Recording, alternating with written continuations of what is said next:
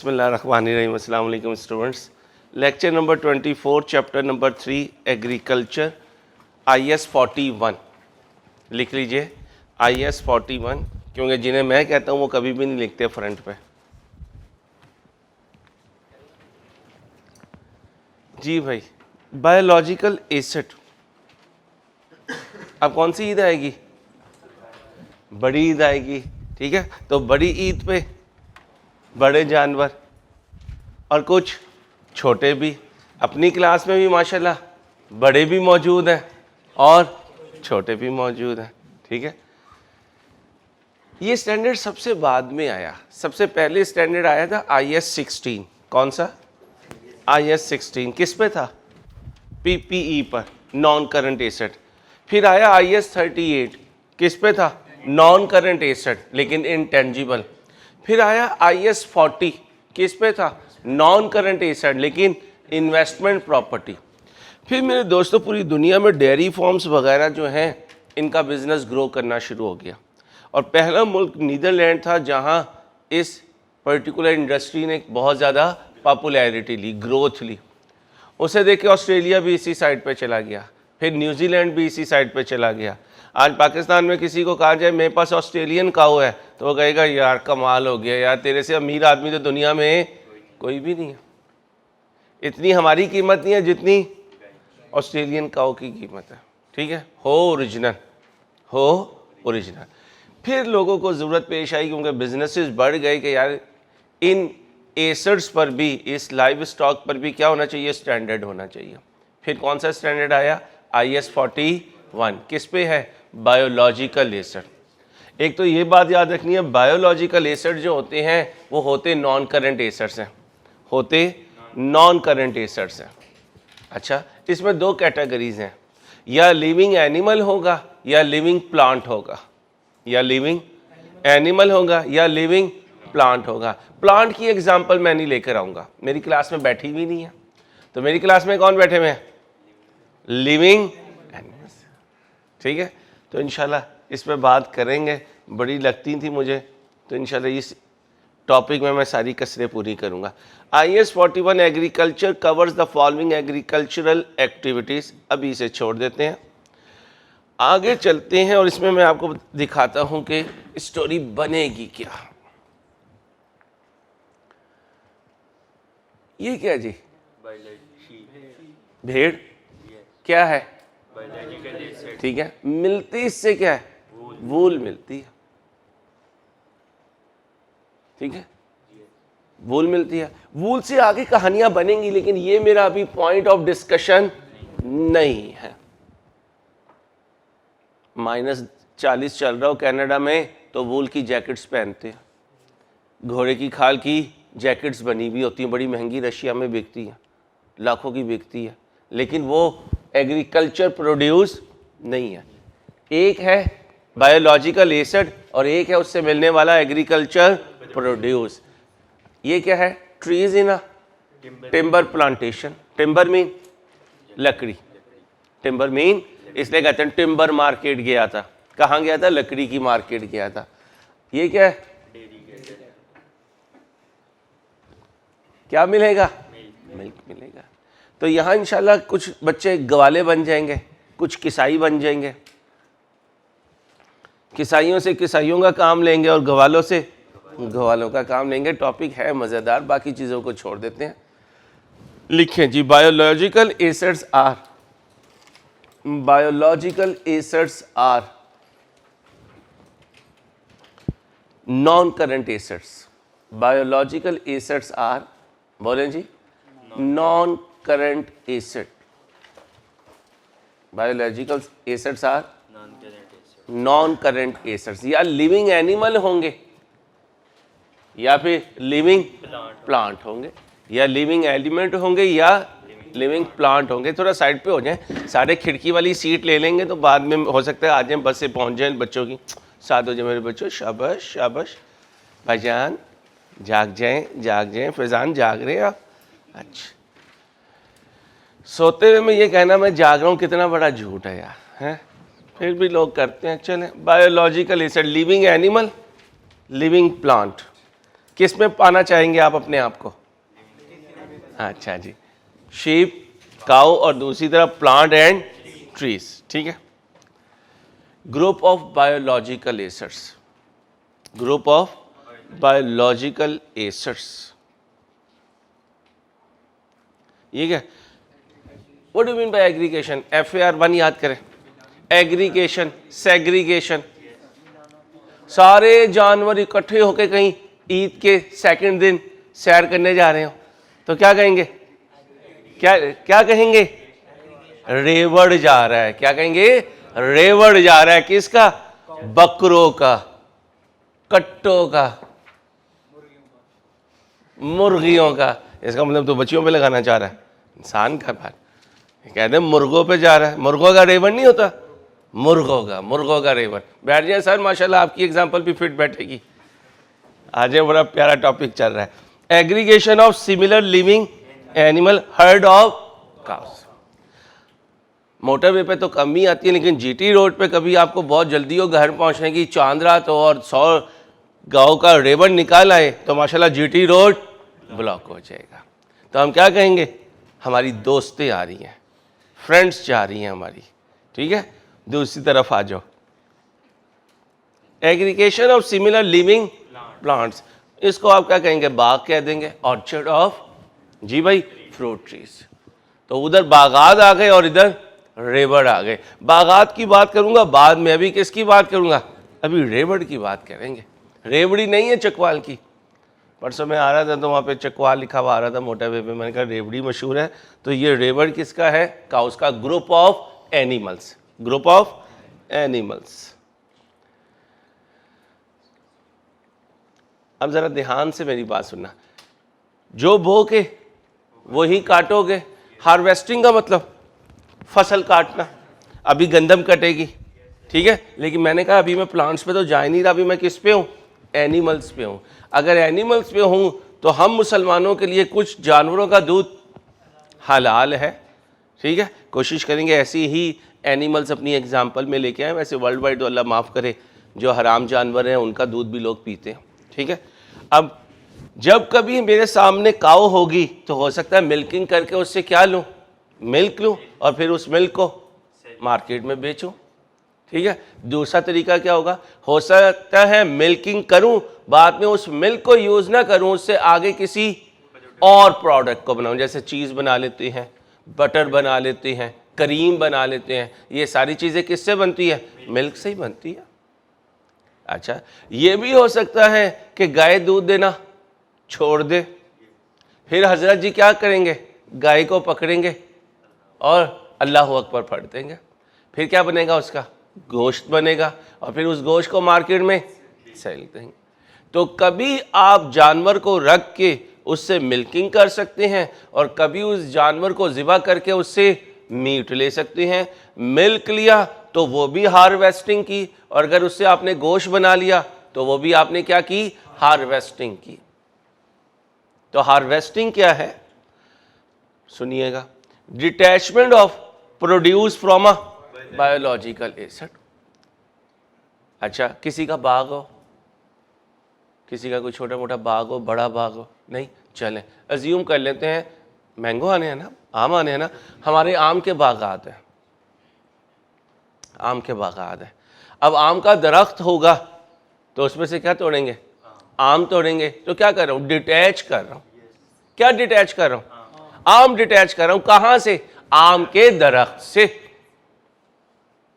Milking करते हुए दूध डिटैच कर रहा हूं, कहां से? बायोलॉजिकल एसिड से। और अगर उसे ज़िबा कर दिया तो क्या कर रहा हूं? डिटैच कर रहा हूं। क्या? Agriculture produce. कहां से? बायोलॉजिकल एसिड से। तो हर बायोलॉजिकल एसिड से हमें क्या मिलती है? Agriculture produce. तो लिखें, every biological acid will give us agriculture produce। Her biological acid हमें क्या देगा बेटा? एग्रीकल्चर प्रोड्यूस देगा। अच्छा, बायोलॉजिकल एसिड से जब एग्रीकल्चर प्रोड्यूस हासिल करूंगा तो उसे क्या कहूंगा? क्या कर रहा हूं? हार्वेस्टिंग कर रहा हूं। क्या कर रहा हूं? हार्वेस्टिंग कर रहा हूं। लिख लें, हार्वेस्टिंग क्या होती है? हार्वेस्टिंग बायोलॉजिकल एसिड से एग्रीकल्चर प्रोड्यूस अलहदा करना। बायोलॉजिकल एसिड से एग्रीकल्चर प्रोड्यूस हासिल करना, इसे क्या कहेंगे? हार्वेस्टिंग। कितनी बातें बताई अभी तक? 3। शाबाश। सबसे पहले क्या बताया? बायोलॉजिकल एसिड क्या होता है? बायोलॉजिकल एसिड क्या होता है? लिविंग एनिमल या भाई बायोलॉजिकल एसिड लिविंग एनिमल या लिविंग प्लांट, ठीक है। फिर एग्रीकल्चर प्रोड्यूस, बायोलॉजिकल एसिड से हमें जो आउटपुट मिलता है उसे क्या कहते हैं? Agriculture produce. अच्छा, एग्रीकल्चर प्रोड्यूस बायोलॉजिकल एसिड से हासिल करना, उसे क्या कहते हैं? हार्वेस्टिंग। उसे क्या कहते हैं? हार्वेस्टिंग। यहां तक ओके है बच्चों? ये जो इतने बच्चे ऑनलाइन लेक्चर सुन रहे हैं यूट्यूब पे, फिजिकल बच्चे, आज का सिर्फ लेक्चर अपलोड होगा, इसके बाद कल से लेक्चर अपलोड नहीं होगा। अगर आपकी गाड़ी में प्रॉब्लम है तो आप अपनी प्रॉब्लम दूर करें और क्लास में सुबह पहुंचिएगा, ठीक है। अगर ये बच्चे आ सकते हैं तो आप भी टाइम पे पहुंच सकते हैं। आगे सुनेंगे, cessation of a biological acids life. Harvesting कब होगी? या तो ड्यूरिंग द लाइफ होगी या फिर जब उसकी लाइफ को एंड कर रहे होंगे। हैं दोनों ही एग्रीकल्चर प्रोड्यूस। यहां कंटिन्यूटी रहेगी, यहां कंटिन्यूटी खत्म हो जाएगी, सीज हो जाएगा। क्योंकि once you slaughter your animal या प्लांट को आप कट कर दें तो फिर उससे फ्यूचर में आपको कुछ नहीं मिलेगा। ये लास्ट एग्रीकल्चर प्रोड्यूस होगा जो आप उससे ले रहे होंगे। जानवर को एक दफा ज़िबा कर दिया, दोबारा मिल्किंग नहीं हो सकती, दोबारा आप उससे गोश्त नहीं ले सकते। तो यहां क्या है?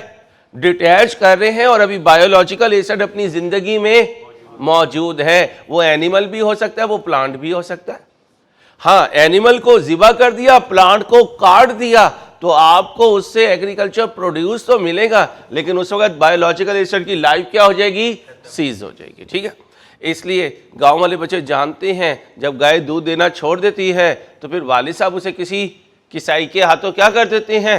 सेल कर देते हैं, या खुद ही उसको ज़िबा करवा के गोश्त तकसीम करवा देते हैं। लेकिन फिर यहाँ बायोलॉजिकल एसिड की लाइफ क्या हो जाती है? सीज हो जाती है। यहां जब तक आप उससे मिल्किंग कर रहे हैं, बायोलॉजिकल एसिड से एग्रीकल्चर प्रोड्यूस मिल रहा है और अभी कंटिन्यूटी चल रही है, ठीक है। आगे आ जाए, मिल्किंग द काउ या पिकिंग द फ्रूट्स। बाग से जाके फल तोड़ लिया, जानवर से दूध ले लिया, मिल्किंग कर ली, detach of produce from a biological asset. और उधर आ जाए, क्या होगा? स्लैटरिंग द काउ, ज़िबा कर दिया, या फिर आपने अपने ट्रीज को क्या कर दिया? कट कर दिया और वुड पीस ले लिया।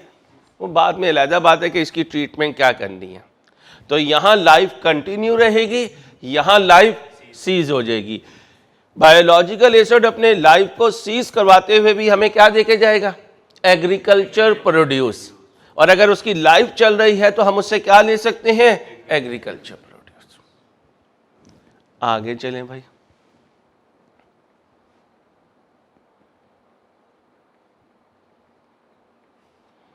मिल्क मिलेगा तो एग्रीकल्चर प्रोड्यूस, फ्रूट मिलेगा एग्रीकल्चर प्रोड्यूस, मीट मिलेगा एग्रीकल्चर प्रोड्यूस, वुड लॉग्स मिलेंगे एग्रीकल्चर प्रोड्यूस।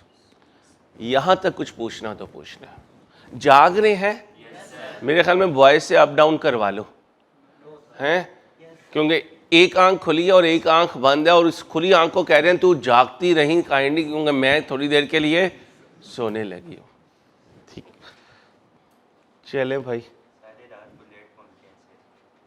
सर ऐसे तो फिर करना पड़ता है ना, कुछ पाने के लिए कुछ खोना पड़ता है। आपकी एग्जाम्पल पूरे पाकिस्तान में जाए माशाल्लाह, तो उसके लिए आपको क्लास में होना ज़रूरी है। कॉस्ट टू सेल सिखाया करता था कभी, कहाँ सिखाता था? कहो यार, कहाँ सिखाता था? अंसारी इम्पेयरमेंट ऑफ एसेट में सिखाता था। Fair value less cost to sell, तो ये कॉस्ट टू सेल वही है, लेकिन यहां कॉस्ट टू सेल जो है ये अकॉर्डिंग टू IS 41 होगा। IS 41, IS 41 है किस पर? बायोलॉजिकल एसिड क्या होता है? बायोलॉजिकल एसिड क्या होता है सॉरी यार, बायोलॉजिकल एसिड क्या होता है? लिविंग प्लांट या लिविंग एनिमल। अच्छा, और एग्रीकल्चर प्रोड्यूस क्या होता है? जो आउटपुट मिलता है बायोलॉजिकल एसिड से उसे क्या कहते हैं? Agriculture produce. उससे आगे कोई प्रोडक्ट्स बने उसको एग्रीकल्चर प्रोड्यूस नहीं कहते। अच्छा, एग्रीकल्चर प्रोड्यूस बायोलॉजिकल एसिड से हासिल करने को क्या कहते हैं? हार्वेस्टिंग। कभी ड्यूरिंग द लाइफ होगा या कभी लाइफ सीज होते हुए होगा। ड्यूरिंग द लाइफ होगा तो कंटिन्यूअस प्रोसेस होगा, और अगर लाइफ सीज होते हुए बायोलॉजिकल एसिड मिला तो इसका मतलब फ्यूचर में फिर मजीद कोई इससे एग्रीकल्चर प्रोड्यूस नहीं मिलेगा। ये फाइनल स्टेप है, कॉस्ट टू सेल। अच्छा, खड़ा हो जाओ मोटू भाई का माशाल्लाह बड़ी ईद पे जो है वो जानवरों का बिजनेस है।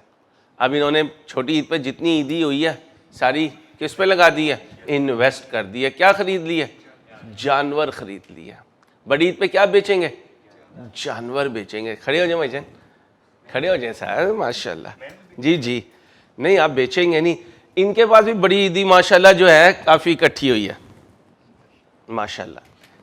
अब ये आप खुद सो के चौगा है या छिग्गा, ठीक है, खीरे इस तरह के होते हैं ये हासिलपुर वाले। अब इन्होंने भी जानवर खरीदे। मैंने कहा यार भोले तू जानवर खरीदा, तू क्या करेगा जानवरों का? तुझे क्या ज़रूरत जानवरों की? तो इसने कहा सर मैं उनकी मिल्किंग करूँगा। क्या करूँगा? तो ये किस लिए खरीद रहा है? एग्रीकल्चर प्रोड्यूस के लिए। ये किस लिए खरीद रहा है? सेल करने के लिए। किसके लिए? सेल करने के लिए। यहाँ तक क्लियर है? इन्होंने बेचने के लिए खरीदा और इन्होंने मिल्क के लिए खरीदा। खड़े हो जाए भाईजान, ये तो माशाल्लाह मुर्गी ना संभाल सकें। खैर इन्होंने भी रेवड़ खरीद लिया। मैंने कहा भाई आपने रेवड़ क्यों खरीदा जानवरों का? कहता है जनाब अपना काम ही गोश्त बेचना है। 2-4 भेड़े तो रोज़ मैं एक टांग के नीचे रख के उड़ा देता हूँ, मुझे साथ किसी बंदे की ज़रूरत नहीं है। पब्लिक को दिखा के इस तरह की चीज़ें मार्केट में। तशरीफ रखो, तशरीफ रखो, अल्लाह खुश रखे और कामयाब करें इंशाल्लाह। तुम्हारे अपने डेयरी फार्म्स हों और पूरी दुनिया में तुम्हारी डेयरी फार्म की पॉपुलैरिटी हो। Cost to sell, incremental cost directly attributable to the disposal of an asset. ये कॉस्ट कौन इनकर करेगा? इसलिए तीनों को खड़ा किया था। जो सेल कर रहा होगा, जो सेल कर रहा होगा वो ये कॉस्ट इनकर करेगा। जो मिल्किंग के लिए लेकर आया वो ड्यूरिंग द लाइफ ये कॉस्ट इनकर। तो इसका मतलब है मेरे, ये क्या नाम था आपका? कामरान। कामरान को दिन रात इस चीज से वास्ता पड़ेगा क्योंकि वो किस लिए लेकर आया? सेल करने के लिए। अच्छा, ये लाया तो मिल्किंग के लिए। इसकी अम्मा ने कहा भोले ये क्या ले आया? ये भोले ने कहा अम्मा तुझे नहीं पता, IS 41 कहता है कि मिल्किंग करके बड़ा पैसा कमाया जाता है। ऑलपर वाले कहाँ पहुँच गए, हलीब वाले कहाँ पहुँच गए, मैं भी यही काम करूँगा। अम्मा ने उतारी जूती और ठोकना शुरू कर दिया। उसने कहा अम्मा क्या हुआ? मैंने CA इसलिए थोड़ी करवाया था कि तू गवाला बनेगा। गांव की औरतें क्या कहेंगी? ओए तेरा बच्चा दूध बेचता है, ठीक है। इसकी अम्मा ने से कहा नहीं ये काम करना। इसने कहा अम्मा अब तो मैं ले आया हूँ। अम्मा ने कहा ये कौन सी टेंशन की बात है, कहाँ से लाया? जी अंसारी से ख़रीदा। अंसारी ने बाहर क्या रखे हुए हैं? रेवड़ रखे हुए हैं। हर स्टूडेंट आ रहा है और उससे ख़रीदे जा रहा है। अम्मा ने कहा निकाल शाबाश। और क्या कर किया? वापस। इसने कहा अंसारी ने पहले ही बोर्ड लगाया हुआ है, कश्मीर की आज़ादी तक या वीडियो लीक्स होने तक है भाई, वीडियो ऑडियो या वीडियो लीक्स होने तक उधार या वापसी बंद है। ना उधार होगा ना वापसी होगी। अब ये कहाँ जाएगा? ओपन मार्केट में जाएगा। बोला करें भाई, बोला करें। ओपन मार्केट में जाएगा, क्या लगवाएगा? रेट लगवाएगा। किसका? अपना नहीं, शक में ना पड़ जाइएगा। अपने पास जो इसके बायोलॉजिकल एसिड है उनका रेट लगवाएगा। अच्छा, जब रेट लगवाएगा तो मार्केट एक प्राइस देगी, लेकिन मार्केट में अपने बायोलॉजिकल एसेट को बेचने के लिए इसे क्या इनकर करना पड़ेगा? Cost to sell. तो दो कॉस्ट होती है, एक खरीदते हुए और एक बेचते हुए। ये किसकी बात हो रही है? बेचते हुए की बात हो रही है। अभी खरीदने वाली बात मैंने नहीं की। वो कहां सिखाया था? खरीदते हुए, IAS 16 में और IAS 38 में। खरीदो तो डायरेक्टली एट्रीब्यूटेबल एक्सपेंसेस उसमें ऐड कर दो, बेचो तो क्या लिंक कर पड़ेगा? Cost to sell. इंक्रीमेंटल का मतलब इजाफी कॉस्ट पढ़ रहे हो, कॉस्ट अकाउंटिंग पहुंच गए हो फिक्स कॉस्ट वेरिएबल कॉस्ट पे? नहीं पहुंचे? चलो, जब पहुंचोगे तो टीचर आपको सिखाएगा इंक्रीमेंटल फिक्स कॉस्ट, जिसे स्टेप फिक्स कॉस्ट कहते हैं। क्या कहते हैं? Step fix cost. तो यहां उसको मैं लिंक करूंगा इंक्रीमेंटल कॉस्ट के साथ। Incremental cost directly attributable to the disposal of an, ये देखें किसकी बात हो रही है? बेचने की, डिस्पोजल की।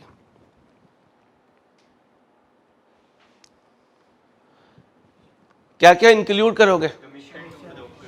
जब ये अपने पूरे लेबर को लेके पहुंचा तो ये अली उसे नजर आया। अली का वजूद देख के उसने कहा, बेटा ध्यान से, ये जानवर बड़े खतरनाक होते हैं, तेरी मेहरबानी कहीं छत पे चढ़ जा या दरख्त पे बैठ जा। अली ने कहा, तुम हमें जानते ही नहीं हो, हमारे तो रोज काम है क्या करना? कमीशन पे जानवर बिकवाना। खैर भोले ने इसे, आंधी चल रही थी, जोर से पकड़ा और कहा, चल यार मेरा भी जानवरों का रेट लगवा। इसने कहा, मैं 3% लूंगा तुमसे। अली कितने परसेंट मांग रहा है? अली है कौन? क्या कमाएगा? कमीशन। किससे? भोले से। भोला क्या करने आया? बेचने आया। किसे बेचने? बायोलॉजिकल एसेट को बेचने के लिए। तो अली का काम क्या है?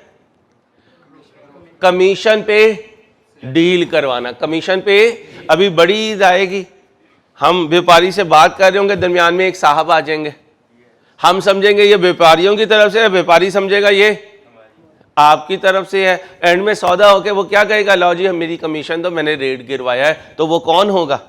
वो अली हो, ब्रोकर होगा। वो कौन होगा? अली को क्या दे रहे होंगे? क्यों दे रहे होंगे? हमने एसेट सेल करवाया। अभी जिसने खरीदा उसकी बात नहीं कर रहा, अभी बेचने की बात कर रहा हूं। साथ क्या दोगे? हाँ, वो पाकिस्तान ही नहीं जहां कोई काम करने पे क्या ना देना पड़े। इसलिए जैसे ही जानवरों की मंडी में पहुंचते हैं, सरकारी मुलाजमीन भी वहां खड़े होते हैं और क्या कह रहे होते हैं? पर्ची कटवाएं जी। क्या कटवाएं? वो जो पर्ची कटवाना होता है इंटरनेशनल मार्केट में, उसे क्या कहते हैं? Non refundable taxes. ये इनकम टैक्स नहीं है, ये जानवर की मार्केट में जो आप ट्रेडिंग कर रहे हैं उस मार्केट को यूज करने का गवर्नमेंट का टैक्स है। इसलिए मंडी लगाने का भी, ये जानवरों की जो मंडी लगती है उस पर भी क्या दिया जाता है? टैक्स दिया जाता है। ये दो चीजें किस में शामिल होंगी? कॉस्ट टू सेल में। अच्छा जी, एक्सक्लूड क्या करूं? अगर इसने कहीं बोरिंग की थी MCB से और जानवर खरीदे थे तो उस पर जो इंटरेस्ट दे रहा है वो नहीं होगा। इसने खरीदा सस्ता और बेचा महंगा, इसे क्या हुआ? प्रॉफिट हुआ। उस पर क्या देगा? ये भी इसमें शामिल नहीं है। एडवर्टाइजमेंट एक्सपेंस, माशाल्लाह फेसबुक पे इसने ऐड लगाई हुई है, जानवर ले लो। फेसबुक पे माशाल्लाह तुम वेली कॉम, तो तुम साथ साथ क्या किए जा रहे हो? रेट लगाए जा रहे हो, इतने में देना है, इतने में देना है। इसने फेसबुक वालों को $40 की कैंपेन दी हुई है, पेड कैंपेन। जियो पे हर ऑडियो लीक से पहले इसका ऐड चलता है, हर ऑडियो लीक से पहले ऐड चलता है और फिर ऐड के इसे क्या देने पड़ते हैं? पैसे। कौन से कॉस्ट बनी? शामिल करूं? नहीं। आगे कौन है? Transportation cost. जानवर को मार्केट में लेके जा रहा है, वो जो इसने ट्रॉला करवाया है, जो ट्रक करवाया है, उसे ट्रांसपोर्टेशन कॉस्ट कहते हैं और ये कॉस्ट टू सेल में शामिल। मैं बता रहा हूँ, IAS 41 बता रहा है। अब इन बच्चियों में से किसी की ईदी खत्म हो गई, हो गया अंसारी मैं नहीं खेलती, ये वाली आइटम मैंने यहां रखनी है, तो मैं बच्ची को क्या कहूंगा?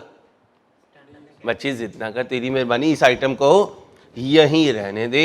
इसलिए ये रूल आपने याद रखने हैं। आसानी मैं पैदा करूंगा, रिटेंशन आप करेंगे। ठीक है, मेरी कोशिश होगी कि इंशाल्लाह आसान लफ्ज़ों में पूरी स्लाइड्स आपको मिले, आपको स्ट्रेट अवे सिर्फ इसकी रिटेंशन करनी पड़े। कभी आपको ये प्रॉब्लम ना हो, यार स्टैंडर्ड क्या कह रहा था। अब ये याद कौन रखेगा? इंक्लूड क्या करूं? एक्सक्लूड क्या करूं? इनकी ट्रीटमेंट बताओ, एक्सपेंस आउट करेंगे, इनकी ट्रीटमेंट कॉस्ट टू सेल का पार्ट बनाएंगे। ठीक है भाई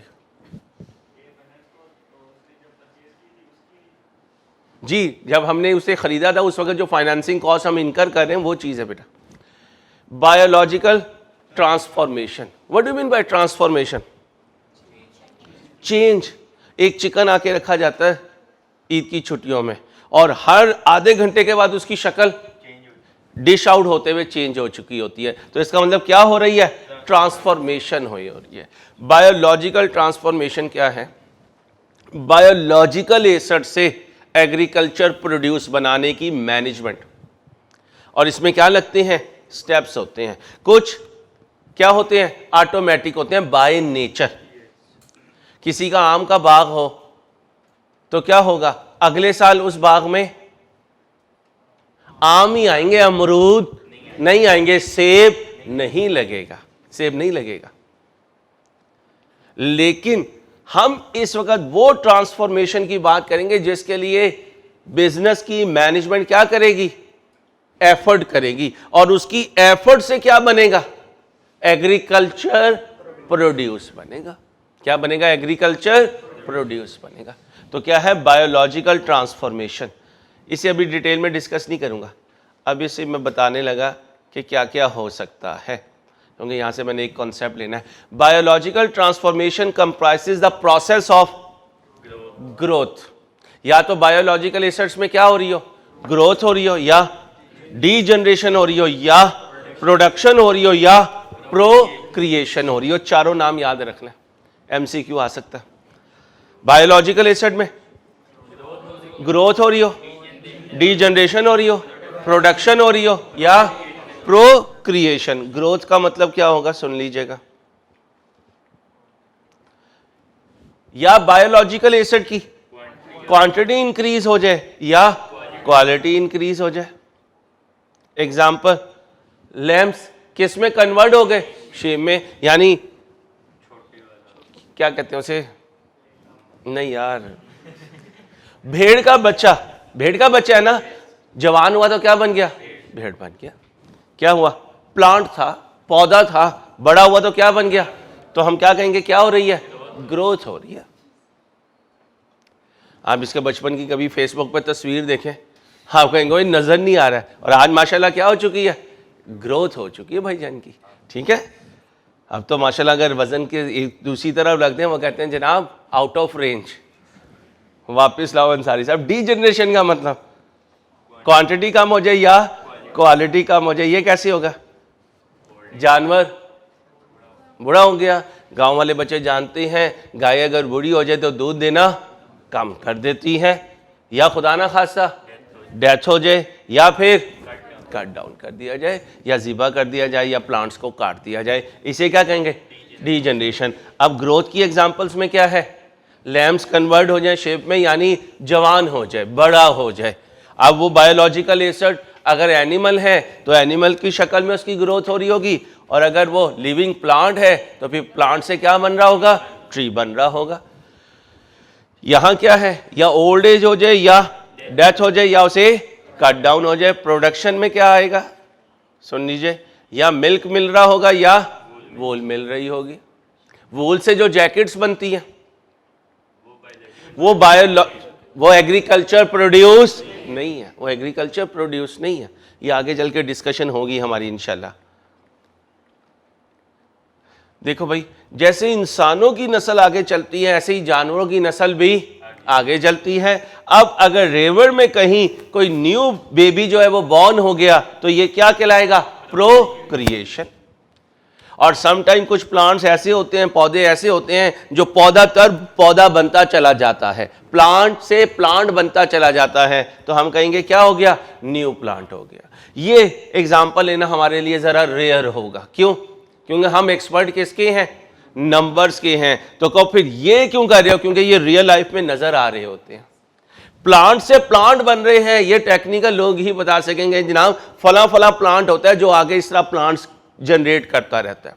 लेकिन ये कॉमन लाइफ की आइटम है, हर जगह हम देख रहे होते हैं कि न्यू एनिमल्स की बर्थ हो रही होती है।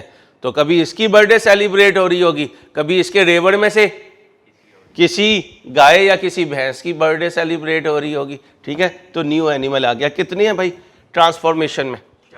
Number 1, number 2, number 3, number 4। Thank you. अभी छोड़ दें इसको।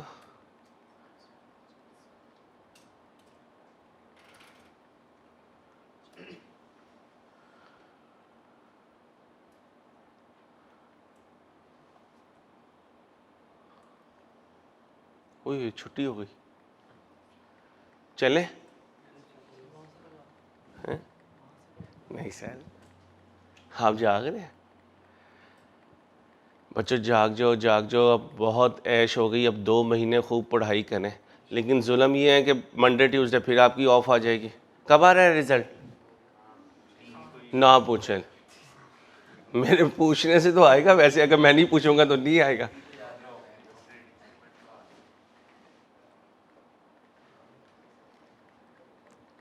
इसलिए तो कहता हूँ अगर 6 महीने पढ़ते रहे ना तो फिर रिजल्ट की फिक्र ना हो।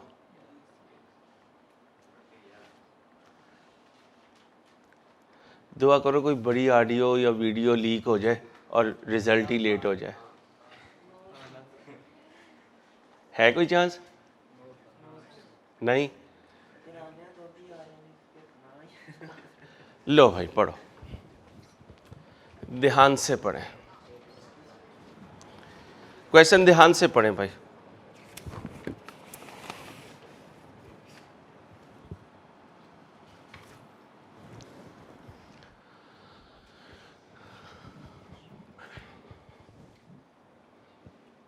ध्यान से पढ़ें। भोले भाई ने क्या खरीदी है?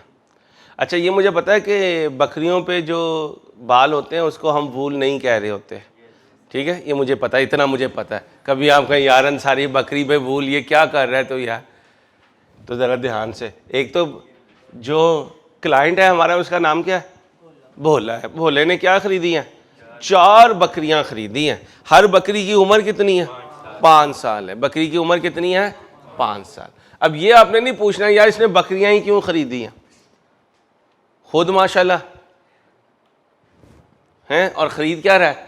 मासूम सी बकरियां। वैसे अंबिया का काम होता था बकरियों को चराना, अंबिया की सुन्नत है। और जिसके पास बकरियां होते हैं आमतौर पे उसका दिल नरम होता है, ठीक है। अगर कभी पैसे हों और जगह हो तो सुन्नत के तौर पे हम बकरा या बकरी रख सकते हैं। ऑन 1-1-12 कितने की? 10,000 की एक बकरी। ये क्या है? Fair value. मार्केट में से इसने इतने की खरीदी है। द चिंची फेयर। अब बकरियां ये नहीं है कि इसकी दोस्त कहेंगी भोले चलो तुम्हारे साथ चलते हैं ज़रा हम भी रेस कोर्स पार्क। बकरियों को किस पे लाया? चिंची वाले ने।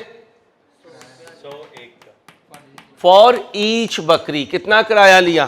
कितनी बकरियां थी? 4 थी। 4 बकरियां थी ना, उम्र 5 साल थी यार। अब ये ध्यान रखना है, इसकी अलहदा कहानी है, इसकी अलहदा।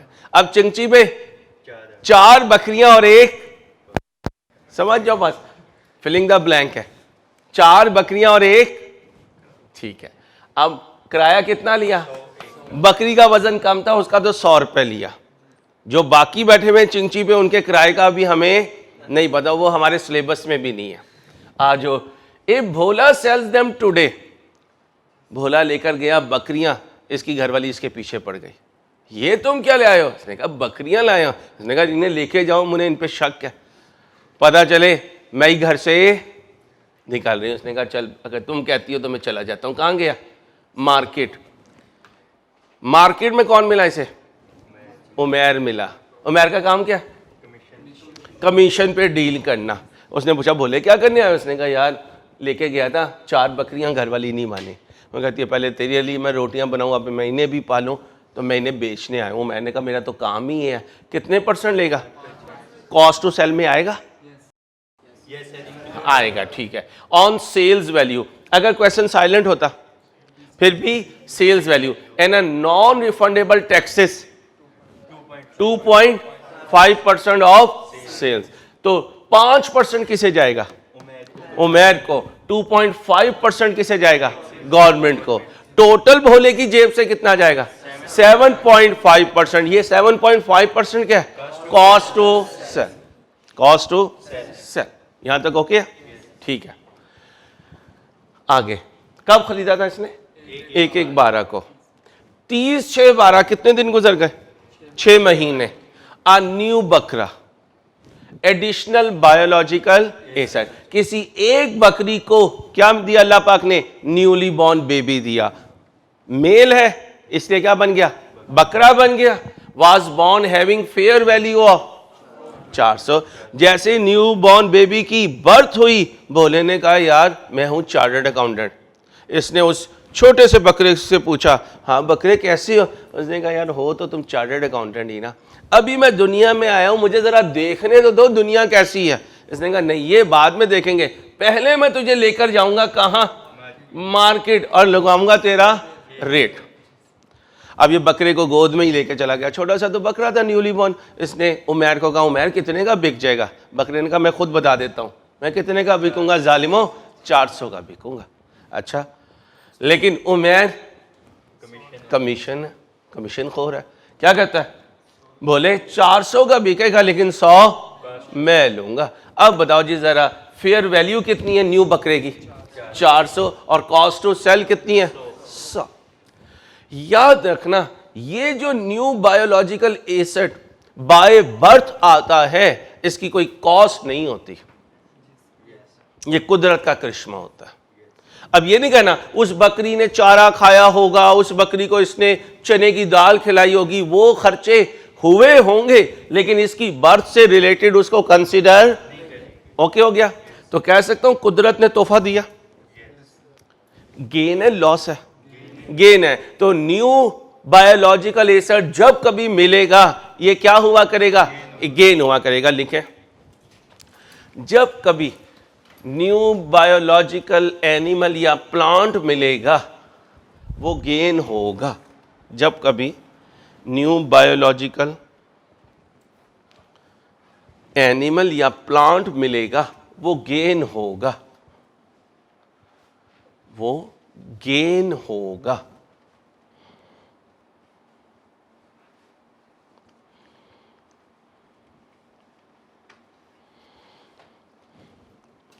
यहां तक ठीक है बेटा? अब सुनो भाई, ये मुझे भी पता है कि बकरियों के ऊपर जो बाल होते हैं उन्हें वूल नहीं कहते, ठीक है। 15/11/12 को जब ये अपने रेवड़ में पहुंचा, यानी बकरियों के रेवड़ में पहुंचा, तो इसे नजर आई कि बकरियों के बाल बहुत बढ़ चुके हैं।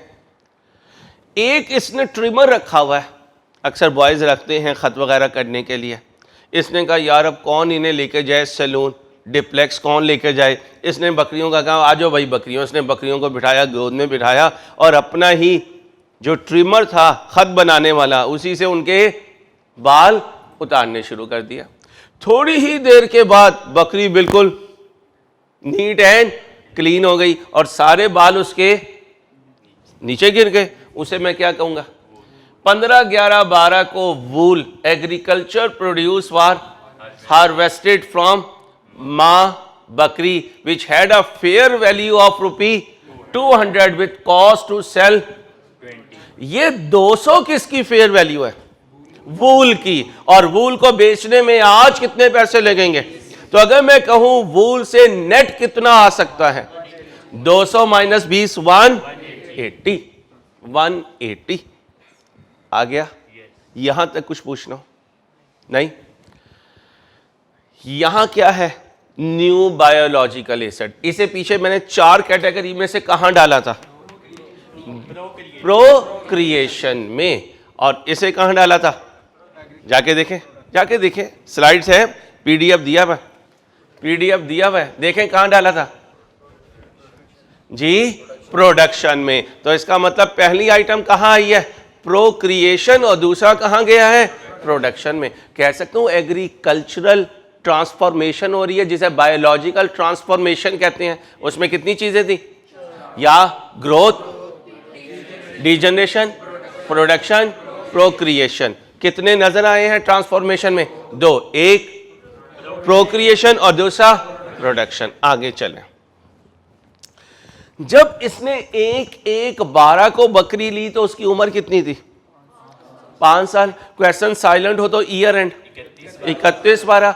31/12 को अल्लाह करे ये चारों बकरियां इसके पास हो, उनमें से किसी की डेथ ना हुई हो, और क्वेश्चन साइलेंट होने पर कोई डेथ नहीं हुई, किसी को भी ज़िबा नहीं किया। ओके हो गया। अब मुझे बताएं 31/12 को इनमें से हर एक की उम्र कितनी होगी? 6 साल। कितनी? क्योंकि 1/1/12 को कितनी है?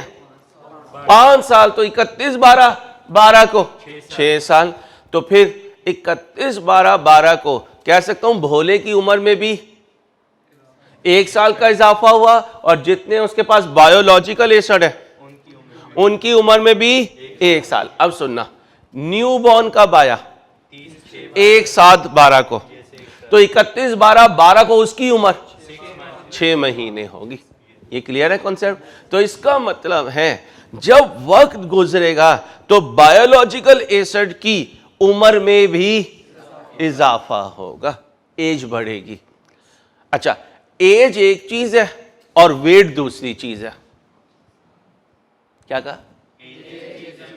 और वेट दूसरी चीज है। मसलन अली ने पिछले साल 40 किलो का वेट वाला एक बकरा लिया था, और वो उस वक्त था 40,000 का।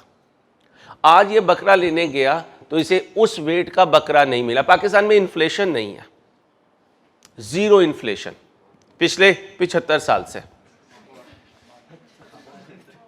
ठीक है।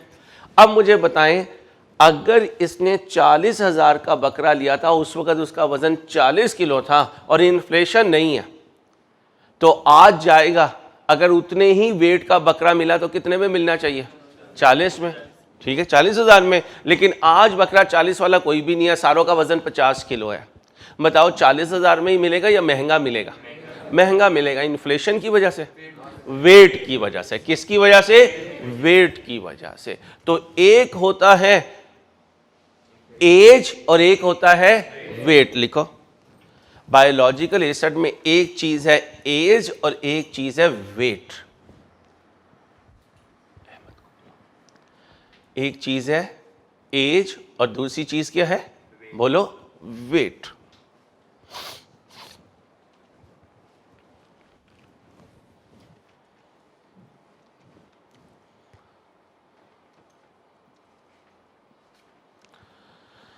लो भाई, ये आजकल अम्मा ने भी बच्चों को बड़ा ख़राब किया है। 7 छुट्टियों के बाद भी एक दिन और छुट्टी करवा लेती है। नहीं, एक दिन और हो गया, उसने कौन सा पढ़ाना है, तो मैं निकाल दिया। लो जी, information related to fair value of माँ। अब माँ कौन थी? बकरी। ठीक है। एंड बेटा बकरावाज एज फॉलो। क्यों?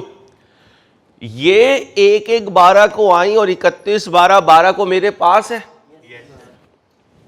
और ये बकरा दुनिया में 1/7/12 को आया और 31/12/12 को मेरे साथ है। इसका मतलब है हमारे पास 31/12/12 को कितने बायोलॉजिकल एसिड है? 5, 4, 1 बकरा। बकरियों की एज 6 साल और बकरे की एज जी रख के दूंगा। ये कौन कह रहा है 5 साल? कब आया दुनिया में? 1/7/12 को। तो 31/12/12 तक उम्र कितनी बनी? 6 महीने। ठीक है। तो इसका मतलब है इसकी अभी बर्थडे सेलिब्रेट नहीं हो सकती। सेमी एनुअली सेलिब्रेट करनी है तो कर लो, खूब सारे गुब्बारे लगा दो, दरमियान में किसे बिठा दो? बकरे को बिठा दो। ठीक है जी। 31/12/12 को एक बेबी बकरा जिसकी उम्र आधा साल है, उसकी फेयर वैल्यू कितनी? कॉस्ट टू सेल है। ठीक है। 31/12/12 को इसकी कितनी माँ है? एक माँ है, लेकिन बाकियों की उम्र भी उतनी है। इसका मतलब बाकी इसकी खालाएं हैं। तो टोटल कितनी बहनें हुई हैं? 4 बहनें। एक बन गई इसकी अम्मा और 3 है इसकी खाला। अब किसी लेक्चर में खाला सुन रही हुई ना, उन्होंने तो मेरा फेसबुक पे तबीयत साफ कर देनी है। लो भाई, एक माँ बकरी जिसकी उम्र कितनी हो चुकी? अब क्वेश्चन शुरू हुआ तो 5 साल, साल गुजरा तो 6 साल, आज लेके जाऊं तो 12,000 फेयर वैल्यू, लेकिन उमैर जालिम कितने मांगेगा? 400 मांगेगा। ये क्या हुआ? Biological transformation. क्या हो गया? अच्छा, बायोलॉजिकल ट्रांसफॉर्मेशन में उम्र ज्यादा हो गई, जाके देखो क्या हुआ? ग्रोथ भी हुई, प्रोक्रिएशन भी हुई, और आगे प्रिपेयर जनरल एंट्री। अब IS 16 में चलो, चले भाई, चले, चल गए, ठीक है। रिकॉग्निशन क्राइटेरिया होता था, इनिशियल मेजरमेंट होती थी, सब्सिक्वेंट मेजरमेंट होती थी, तो यहां पर भी क्या होगी? इनिशियल मेजरमेंट होगी, फिर सब्सिक्वेंट मेजरमेंट होगी। बायोलॉजिकल एसिड को डेप्रिशिएट कर दूं? करूंगा, अभी नहीं, अभी नहीं। अभी क्या है? बायोलॉजिकल एसिड के लिए अजम्पशन है कि ये डेप्रिशिएट नहीं होगा, ये डेप्रिशिएट नहीं होगा। जितना क्वेश्चन मैंने पढ़ा है, जरा सोच के बताओ, कहीं यहां कोई फेयर वैल्यू गेन लॉस की बात हो सकती है? लाइक IS 40 जी, हो सकती है जी, क्योंकि जब ये इन हुए तो इनकी फेयर वैल्यू कुछ और थी, जब साल का आखिरी दिन आया तो फेयर वैल्यू कुछ और है, या गेन आएगा या लॉस आएगा, या गेन आएगा या लॉस आएगा। हेडिंग बनाएं, initial measurement of biological acid, initial measurement of biological acid, initial measurement of biological acid.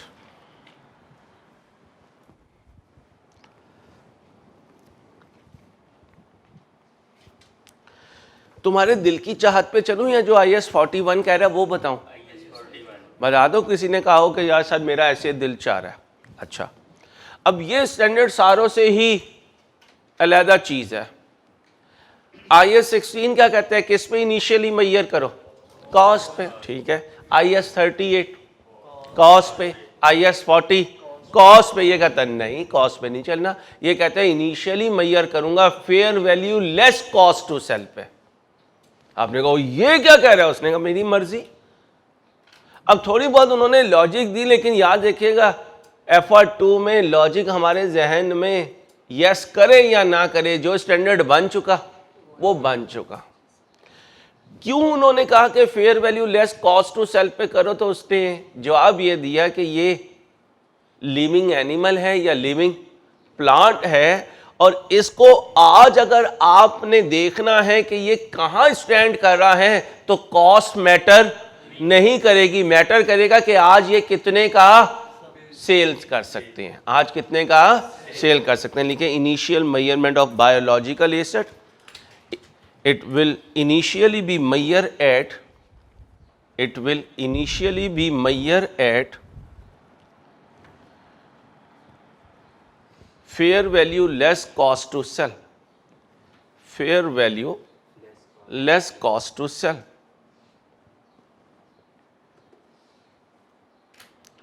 fair value less cost to sell। जी भाई, ये न्यू बकरा तो भोला खरीद के लाया होगा? नहीं, इसका मतलब ये तो अल्लाह ने दिया, और जो अल्लाह ने दिया वो अगेन है, गिफ्ट है। अच्छा, बकरियां खरीद के लाया, कितनी? 4। बकरियों को जब खरीद कर लेकर आएगा तो जेब से क्या जाएगा? पैसा जाएगा। तो बैंक क्रेडिट होगा बिल्कुल वैसे ही जैसे IS 16 में होता था, IS 38 में होता था, IS 40 में होता था। बैंक तो वैसे ही क्रेडिट होगा, लेकिन डेबिट क्या होगा? बायोलॉजिकल एसिड किस वैल्यू पर? Fair value less. ये नई बात आई है, वरना क्या कहते थे? जो कॉस्ट है उससे बैंक को क्रेडिट करो, एसिड को डेबिट करो। कहते हैं नहीं नहीं भाई, एसिड को डेबिट करना है, फेयर वैल्यू लेस। अच्छा, अब मुझे बताओ भोले की जेब से क्या गया? कैश गया है। कैश किस किस चीज में जाएगा? परचेज प्राइस में जाएगा, चिंगची के किराए पे जाएगा, गवर्नमेंट के टैक्सेस पे जाएगा। यानी बैंक वही लेना है जो हकीकत का नाम है। बैंक कौन सा लोगे? जो हकीकत का नाम है, यानी जो कुछ इसकी जेब से कब परचेजिंग के बाद उससे बैंक क्रेडिट हो जाएगा। डेबिट किससे होगा? बायोलॉजिकल एसेट से। किस वैल्यू पर? Fair value less cost to sell. Some time बराबर होंगे, सम टाइम बराबर नहीं होंगे। अगर डेबिट क्रेडिट बराबर ना हुआ तो गेन या लॉस होगा। गेन या, ये पहला स्टैंडर्ड है जो बाइंग के वक्त गेन या लॉस दे रहा है।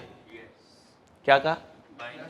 ये पहला स्टैंडर्ड है जो बाइंग के वक्त गेन या लॉस दे रहा है। हालांकि हमने तो ये सीखा है कि बाइंग के वक्त गेन लॉस किस चीज का, भाई अभी तो इस्तेमाल ही नहीं किया। वो कहता है भाई प्रूडेंस पे चलो, इनका पता कुछ नहीं है कि कल को क्या वैल्यू हो, आज ही इसे किस पे रखो? रियलिस्टिक वैल्यू पे। और रियलिस्टिक वैल्यू क्या है? Fair value less. अब भोले की अम्मा को समझ मुश्किल से आएगा। क्यों? वो कहेंगी भोले कितने का लेकर आया? तो भोला कहेगा अम्मा 40,000 गया। अम्मा कहेंगी तू इंट्रो से अकाउंटिंग पढ़ रहा है और मैंने सुना भाई अंसारी कहता है एसेट आए तो डेबिट, एसेट जाए तो क्रेडिट। तो बेटा बैंक तो हो गया 40 से क्रेडिट, अब तू एसेट को डेबिट कर दे कितने से? 40 से। वह कहेगा अम्मा यही तो प्रॉब्लम है इस स्टैंडर्ड में। अम्मा भूल जाओ ये एंट्री कि एसेट कॉस्ट पे डेबिट होगा, आज एसेट डेबिट होगा। अब अम्मा को ये बात समझाना आसान मुश्किल? मुश्किल मुश्किल, क्योंकि पूरे स्टैंडर्ड्स में कहीं ये नहीं था कि आप इनिशियली किस पे मेजर कर दें? Fair value less. तो लिखे, क्या लिखा था? Initially will be measure at, bracket में लिख लें exceptional standard, exceptional standard, exceptional standard.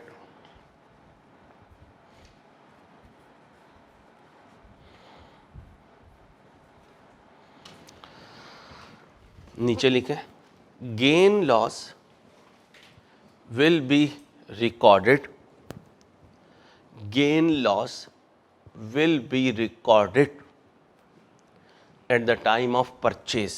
Gain loss will be recorded at the time of purchase.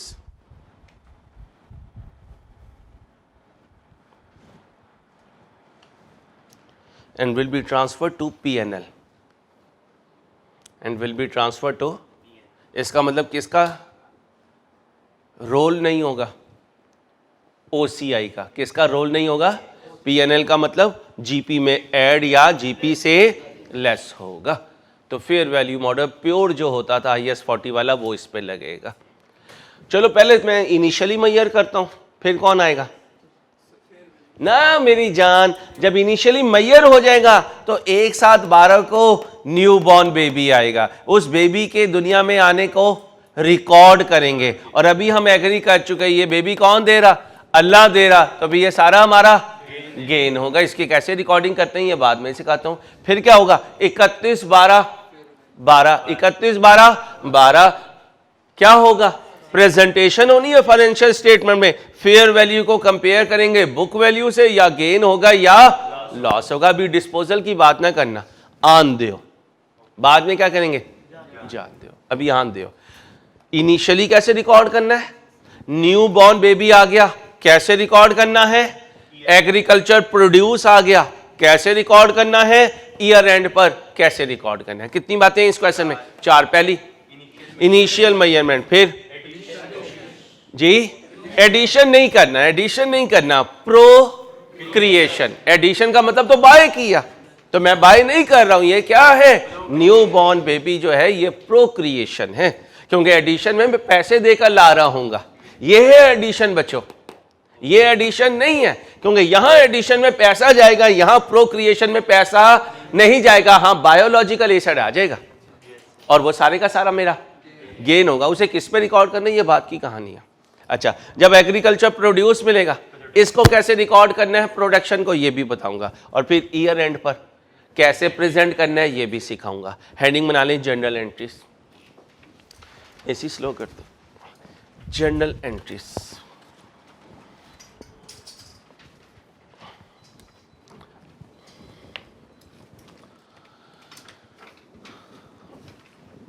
अजीब मुल्क है कि ईद पे घर वालों के पास जाने के लिए भी बच्चों को डबल डबल किराए देने पड़े।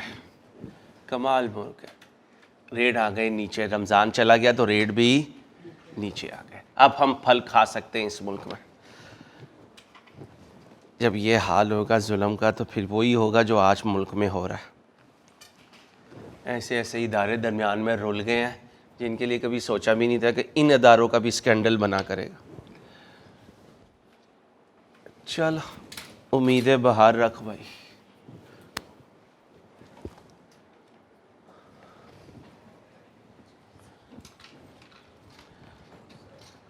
जी पहली एंट्री कब पास होगी? 1-1-12 को। अगर मैं 1 मिनट के लिए आपको कहूँ जरा एंट्री पास करने की कोशिश करो, डरोगे तो नहीं? चलो जर्नल एंट्रीज,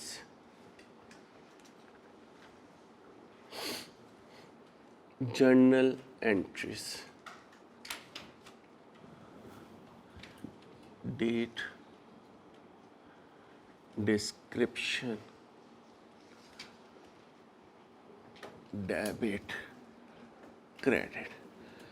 पता है इसमें से आसान तरीन नंबर मेरे लिए कौन सा होगा? बैंक। आसान तरीन नंबर 49 वाले के लिए ये पूरा 100 है। अगर वो बैंक को सही लिखने में कामयाब हो गया उसे 1 नंबर मिल गया। और बैंक क्रेडिट होगा किस अमाउंट से? जितना जाएगा, जितना जाएगा। कितनी बकरियां खरीदी? 4 खरीदी। एक कितने की खरीदी भोले ने? भाई एक 10,000 की खरीदी है, एक 10,000 की। ठीक है, और कुछ दिया है जी? किराया दिया 4 बकरियों का 100 रुपए के हिसाब से। भाई 100 रुपए के हिसाब से भाई यही है। अच्छा जी, ये 5% क्यों नहीं लिया? ये तो कॉस्ट टू सेल है और नॉन रिफंडेबल टैक्स भी कॉस्ट टू सेल का किया, बाय के वक्त नहीं बताया। लिखें इस टॉपिक में, एग्जाम फोकस पॉइंट लिखें, इस टॉपिक में बाइंग और सेलिंग को, इस टॉपिक में बाइंग और सेलिंग को खर्चों के हिसाब से अलहदा रखना है। इस टॉपिक में बोले बाइंग और सेलिंग को खर्चों के हिसाब से, जी भाई खर्चों के हिसाब से बोलो अलहदा रखना है। जी बैंक से कितना गया आपका? 40,000। भाई 40,400। भाई यही है, कोई बात नहीं, पहला दिन है। 40,400 चला गया। कामरान कितना गया? 40,400। अब डेबिट कौन होगा? Biological asset. बायोलॉजिकल एसेट किस डेट को? 1/1/12 को। किस वैल्यू पर? अपनी कॉस्ट नहीं, अपनी फेयर वैल्यू लेस। अब ये जुमला जबान पे आना चाहिए क्योंकि बार बार जहन में क्या आएगा? कॉस्ट, कॉस्ट, क्योंकि सारी जिंदगी से कॉस्ट पे बुक कर रहे हैं। आज किस पे बुक करेंगे? दोबारा बोलो एक दफा और। 1 मिनट दे रहा हूं, कैलकुलेट करने की कोशिश करें। करने दें सबको, सबको करने दें।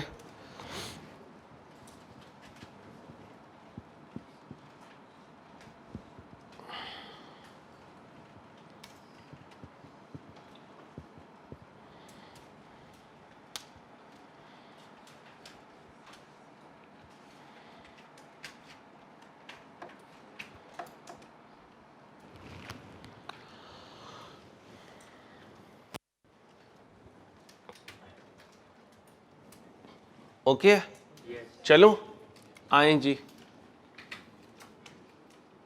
4 बकरियां थी, उनकी फेयर वैल्यू 10,000 ईच। ये फेयर वैल्यू हो गई लेस कॉस्ट टू सेल। ये 40,000 बना। इसका कितने परसेंट? 7.5%। 5% वो, 2.5% वो। टोटल कितना हुआ? 7. और क्वेश्चन साइलेंट होगा तो ये दोनों किस पे लगेंगी हमेशा? फेयर वैल्यू यानी सेल्स वैल्यू। 5% किसे देना? उमैर को on sales value and a non refundable taxes of 2.5% of sales, और क्वेश्चन साइलेंट हुआ, फिर भी सेल्स वैल्यू पे कितना बन गया? Final answer 37,000। कौन सी साइड शॉर्ट है? डेबिट कितने से? 3,400 डेबिट शॉर्ट है, तो ये क्या हुआ? Fair value loss. Fair value loss कह सकता हूं, जो लॉस बाद में कैलकुलेट होना था वो हमने आज ही कर दिया। अब हम सुकून से बैठ गए, क्योंकि हम इसे किस पे लेके चल रहे हैं? इसकी fair value less cost to sell पे। तो इसका मतलब है आमतौर पे 99.999% क्वेश्चंस में अभी तक मैंने ये देखा है कि इनिशियल मेजरमेंट पे क्या आया करेगा, और ये बैलेंसिंग फिगर हुआ करेगी। लॉस आया करेगा और ये बैलेंसिंग फिगर हुआ करेगी। अब तब्दीली कब आएगी जी? 30/6/12 को। 30/6/12 को न्यूबॉर्न बेबी आ गया। न्यूबॉर्न बेबी आया तो IS 41 कहता है बायोलॉजिकल एसेट को fair value less cost to sell पे रिकॉग्नाइज करना, और इस न्यूबॉर्न बेबी को लेने के लिए हमें कोई खर्चा नहीं करना पड़ा, हमारा बैंक क्रेडिट नहीं हुआ। यहां तक ओके? इसके बॉर्न होने के प्रोसेस में इन बकरियों पे जो खर्चा हुआ, इन्हें जो खिलाया पिलाया, वो हमारे IS 41 से रिलेटेड नहीं है, ना उसकी कोई ट्रीटमेंट इन्होंने बताई है। इसका मतलब वो इसे नॉर्मली एक्सपेंस आउट कर रहे होंगे। अब किसे डेबिट करूं? बायोलॉजिकल एसेट को। बायोलॉजिकल एसेट को डेबिट करूंगा, और हमेशा किसे क्रेडिट किया करूंगा? फेयर वैल्यू गेन को। फेयर वैल्यू गेन को, क्योंकि सारे का सारा फ्री ऑफ कॉस्ट मिला। अब इसकी फेयर वैल्यू कब की लूं? जिस दिन बॉर्न हुआ, और उस दिन बॉर्न हुआ तो भोला उसे गोद में लेके गया और उमैर को दिखाया, तो उमैर ने क्या कहा? माशाल्लाह यार बकरा तो बहुत प्यारा है। इसने कहा कितने का बिक जाएगा अगर अभी बेचूं? उसने कहा भाई 400 का बिक जाएगा। और साथ ही उमैर ने कहा यार कुछ हमें भी बख्शिश देनी पड़ेगी। भोले ने कहा तू अपनी आदत से ना जाई, तो 100 रुपये भोले को उसे देना पड़ेगा। अब बताओ बायोलॉजिकल एसेट कितने पे बुक करूं? 300 पे। 400 माइनस 100 कितने पे बुक हुआ? 300 पे। क्रेडिट पे कोई नहीं है तो किसे ले आऊं? फेयर वैल्यू गेन को। कितने से? 300 से। ओके हो गया? यहां तक कोई प्रॉब्लम? अब बताएं जी, प्रोडक्शन हुई है 15/11/12 को। 15/11/12 को एग्रीकल्चर प्रोड्यूस मिल गया। किस शक्ल में मिला? वूल की शक्ल में। किस शक्ल में मिला? तो किसे डेबिट कर दूंगा? वूल को। किसे डेबिट कर दूंगा? क्योंकि वूल जो है वो बायोलॉजिकल एसेट नहीं है। वूल बायोलॉजिकल एसेट नहीं है, एग्रीकल्चर प्रोड्यूस है। क्या है? एग्रीकल्चर प्रोड्यूस है। किसे डेबिट कर दिया? वूल को डेबिट कर दिया। किस पे? वही fair value less cost to sell. Fair value कितनी है जी? 200। कॉस्ट टू सेल कितनी है? तो नेट कितना बना? 200 माइनस 20 कितना बना? 180। ये हो गया। फेयर वैल्यू गेन क्रेडिट कर दें। फेयर वैल्यू गेन क्रेडिट हो गया कितने से? 180 से। तो फिर रूल क्या बना? न्यू बॉर्न बायोलॉजिकल एसेट आए तो fair value gain, agriculture produce आए फेयर वैल्यू गेन। इसकी आगे ट्रीटमेंट अभी बढ़नी है, लेकिन वो अभी नहीं सिखा रहा मैं आपको, आराम आराम से चलें। अभी 2 रूल सिखाए। क्या? न्यू बायोलॉजिकल एसेट मिल जाए fair value gain, agriculture produce मिले फेयर वैल्यू गेन। आगे चलें। अब क्या आया? 31/12/12। 31/12/12 फेयर वैल्यूज मौजूद है, और हमने किस पे रखना है? Fair value less cost to sell. लिखें subsequent measurement. Subsequent measurement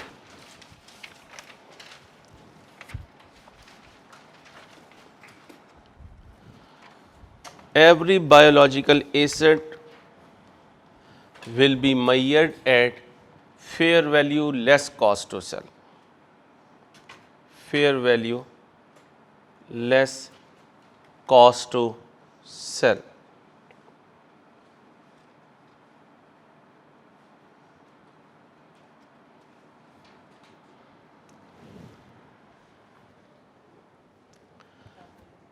subsequent measurement बता रहा हूँ. Every biological asset will be measured at fair value less cost to sell at balance sheet date.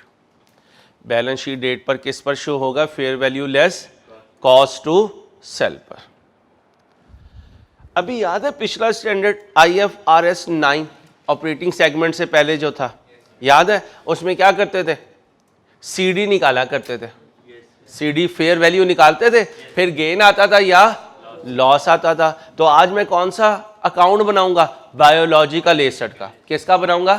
Heading बनाने बायोलॉजिकल एसेट अकाउंट. वर्किंग में चले जाएं, यहाँ से कॉन्सेप्ट काफ़ी हद तक क्लियर हो जाएगा इंशाल्लाह. बायोलॉजिकल एसेट अकाउंट बनाने लगा. कोशिश कीजिएगा शुरू की 3-4 क्लासेस में लाजमी हम बनाएं. 4 लेक्चर मैंने इसके लिए एलोकेट किए हुए हैं. आसान स्टैंडर्ड है, मुश्किल नहीं है. मैंने कोशिश की है कि रिज़ल्ट से पहले सारे छोटे स्टैंडर्ड जो हैं वो हम कवर कर लें, फिर इनके बड़े आ जाएंगे. वो तकरीबन 20-20 घंटे के टॉपिक्स हैं. लीज़ है, डेफर्ड टैक्स है, IS 1037 है, फिर कंसोलिडेशन है. दुआ करें अच्छा रिज़ल्ट हो और आप अपने R2 को रिटेन कर रहे हो इंशाल्लाह. सारे पेपर ही रिटेन हो रहे हो. बायोलॉजिकल एसेट 1-1-12 को BD बताएं. शाबाश, BD नहीं था. 1-1-12 को क्या नहीं था? BD नहीं था. कभी होगा? होगा ना यार. अगर पिछले साल भोले के पास और बकरियां भी थी तो BD होगा. अभी मैंने BD को साइलेंट रखा है. तो 1-1-12 को भोले के पास बायोलॉजिकल एसेट का कोई ओपनिंग बैलेंस नहीं था. बोला भाई मार्केट गए, 1-1-12 को गए, क्या लेकर आए? 4 बकरियां. ये बकरियां क्या है? Biological asset. कितनी कॉस्ट पे लाए? नहीं सर कॉस्ट ना लिखिएगा. ये देखें बायोलॉजिकल एसेट के सामने तो फेयर वैल्यू लेस, बार बार बोल रहा हूं, फेयर वैल्यू लेस. और एग्जाम प्रेशर में क्या लिखाओगे? कॉस्ट लिखाओगे. गलत हो जाएगा. बताएं जी कितने से डेबिट हुआ? 37,000 से. क्रेडिट क्या हुआ था भाई? क्रेडिट क्या हुआ था? बैंक या कैश? मैंने बैंक लिखा है, बैंक आ गया. फिर बायोलॉजिकल एसेट क्या हुआ? डेबिट हुआ. प्रोक्रिएशन से डेबिट हुआ, डेबिट कर दो. क्रेडिट क्या हुआ? Fair value gain. कितने से? 300 से. डेट बताएं. 30/6/12. अब ये देखें, ये क्या है? बायोलॉजिकल एसेट इस लेजर में भी नहीं आएगा. ओके हो गया? यहां तक कोई इशू? अब क्या आएगा? साल का आखिरी दिन 31/12/12 बैलेंस CD. अब भोला अपनी मिसेस के साथ बैठा होगा और क्या लगा रहा होगा? हिसाब लगा रहा होगा. रेबर में कितनी बकरियां हैं, कितने बकरे हैं, उनकी उम्र क्या है, उनकी फेयर वैल्यू क्या है. पीछे से एक घरवाली एक लगाएगी, बोले कॉस्ट टू सेल भी कंसीडर करो. किसे कंसीडर करो? क्योंकि किस पे लेना है? Fair value less. भाई fair value less cost to sell. अब बताएं जी इसके, यार ये किस माइक है, स्पीकर क्या है? चिड़िया है. चलो भाई. हाँ जी, इसके रेबर में क्या क्या है? 4 बकरियां हैं. बच्चियों ने तो बता दी अपनी साइड. हाँ जी, एक बकरा है. अब ये ना वो आधा बकरा कह रहे हो सर, आधे साल का है तो आधा बकरा. बकरा एक ही है, उसकी उम्र हाफ ईयर है. उसकी उम्र हाफ ईयर है. आओ जी, 4 बकरियां, एक बकरा. 4 बकरियां, एक बकरा.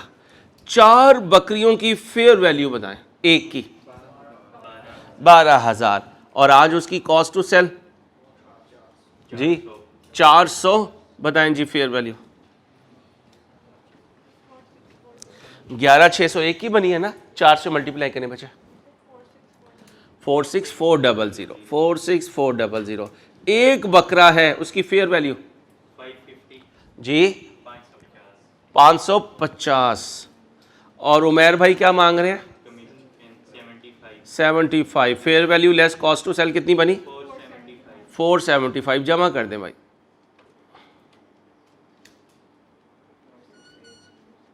जी बेटा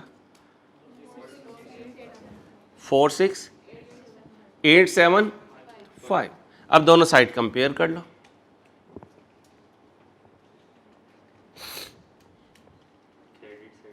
क्रेडिट बढ़ी है, टोटल करो 46875 46875। फेयर वैल्यू बोलो, फेयर वैल्यू गेन आएगा, बायोलॉजिकल एसेट डेबिट हो जाएगा, फेयर वैल्यू गेन क्रेडिट हो जाएगा। 31 12 12 को कितना आया 9575 जी 9575। एंट्री लिख दी जाए। क्या एंट्री लिखो?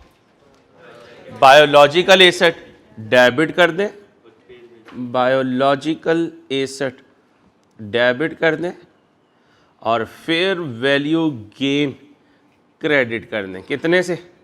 9575। याद है मैंने जिंदगी में एक बात सिखाई हुई है इंट्रो से कि चेंज की एंट्री होती है। किसकी एंट्री होती है बेटा? तो सीडी की एंट्री नहीं होगी बेटा, चेंज की एंट्री होगी और ये बैलेंसिंग फिगर हुआ करेगी। ये क्या होगी? जितना अभी तक पढ़ाया है कुछ बात दिमाग में बैठ रही है पक्का? अब अगली एग्जांपल आप करके दोगे, करना उसमें कुछ नहीं है, बिल्कुल सेम है, सिर्फ फिगर्स चेंज कर रहा हूं ताकि थोड़ा आपके हाथ पे चीज़ें जो हैं वो कहते हैं स्ट्रीमलाइन हो जाए। बुकलेट ऊपर से ले लीजिएगा, अवेलेबल है, ताकि कल आप बुकलेट के साथ आ रहे हो। ध्यान से करें भाई। एग्जाम्पल 4,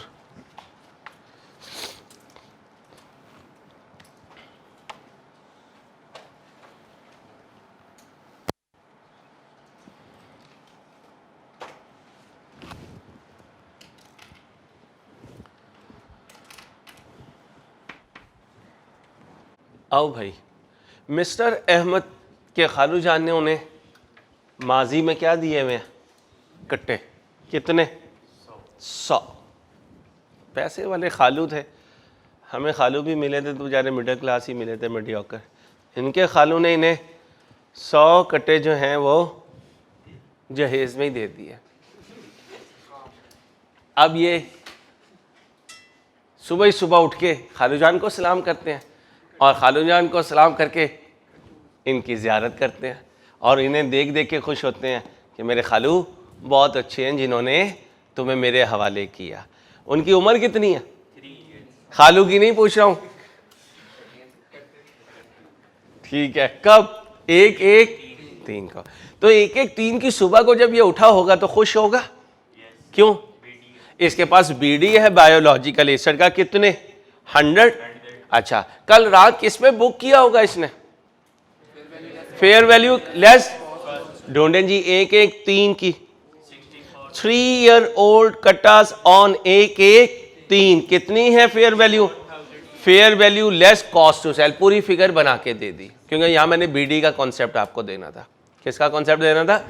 अब मैं क्या करूंगा, यहां लिखूंगा 1-1-3 करें जी बीडी। किस पे रख लूं? फेयर वैल्यू लेस कितने थे? 100 जानवर थे, एक का रेट। ये fair value less cost to sell है। फेयर वैल्यू लेस कितना बना? 6 लो 64 लाख। चाहे इसने जिंदगी में इकट्ठे देखे ना हो, खालू ने इसे दिखा दिए जानवरों की शक्ल में। आगे चलें। एक साथ तीन को इसकी खाला ने इसे कुछ पैसे दिए, जा अहमद ऐश कर। इसने शौक पड़ गया ना कट्टे खरीदने का, इसने मार्केट गया, कितने कट्टे खरीदे? हर एक की उम्र 3.5 साल। 3.5 साल क्या एज है उस वक़्त, कितने का मिला? 80,000 का। 80,000 में ख़रीदा। क्वेश्चन साइलेंट हो तो यही इसकी फेयर वैल्यू, यही इसकी फेयर वैल्यू। अब अहमद पैसे दे आया और क्या ले आया? जानवर ले आया। जानवर को बुक करेगा fair value less cost to sell पे और बैंक को क्रेडिट करेगा जो गया। यहां जो गया और जो फेयर वैल्यू है दोनों सेम है। एंट्री बताएं, खरीदा कब है इसने? एक साथ 3 को। बायोलॉजिकल एसेट डेबिट और बैंक क्रेडिट। कितने खरीदे हैं? 20। एक की कीमत 80,000। तो बैंक क्रेडिट हुआ 16 लाख से और क्वेश्चन साइलेंट है तो यही इसकी फेयर वैल्यू। पूरा बोला करें, fair value less cost to sell. कितना आया? 16 लाख। गेन हुआ लॉस हुआ? भाई गेन हुआ लॉस हुआ? कुछ भी नहीं तो लिखें, अगर fair value less cost to sell और बैंक इक्वल हैं, नो गेन नो लॉस। जबरदस्ती गेन लॉस नहीं लाना।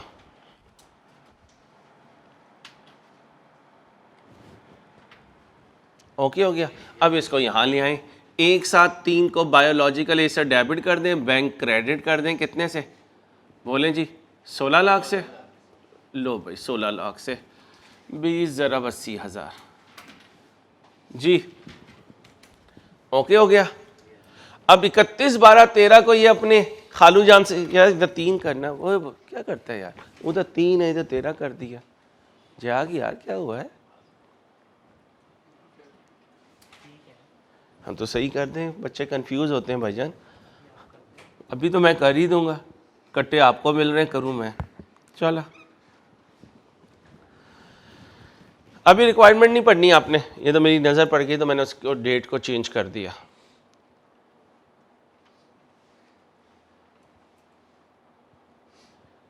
31/12 3 साल का आखिरी दिन। हर जानवर जिसकी एज 4 साल है उसकी fair value less cost to sell.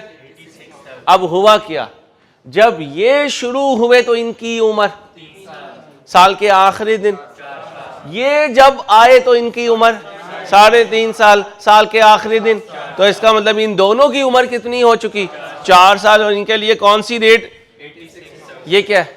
Fair value less.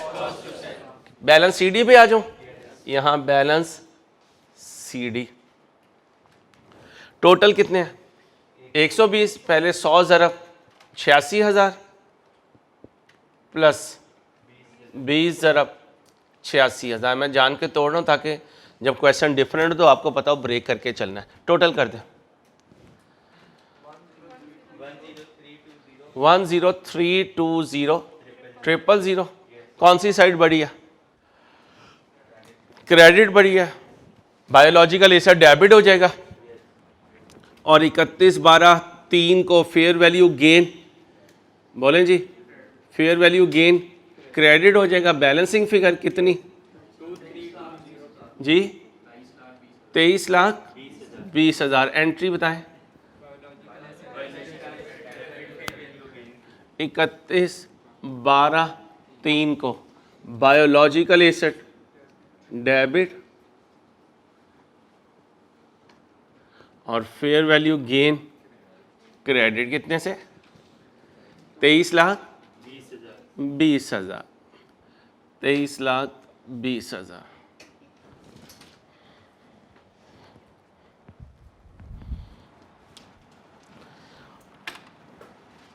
ये कौन सी एग्जाम्पल थी? एग्जाम्पल 4। अब थोड़ा सा आपने जहन पे हल्का सा बोझ देना है, हल्का सा, बिल्कुल हल्का सा।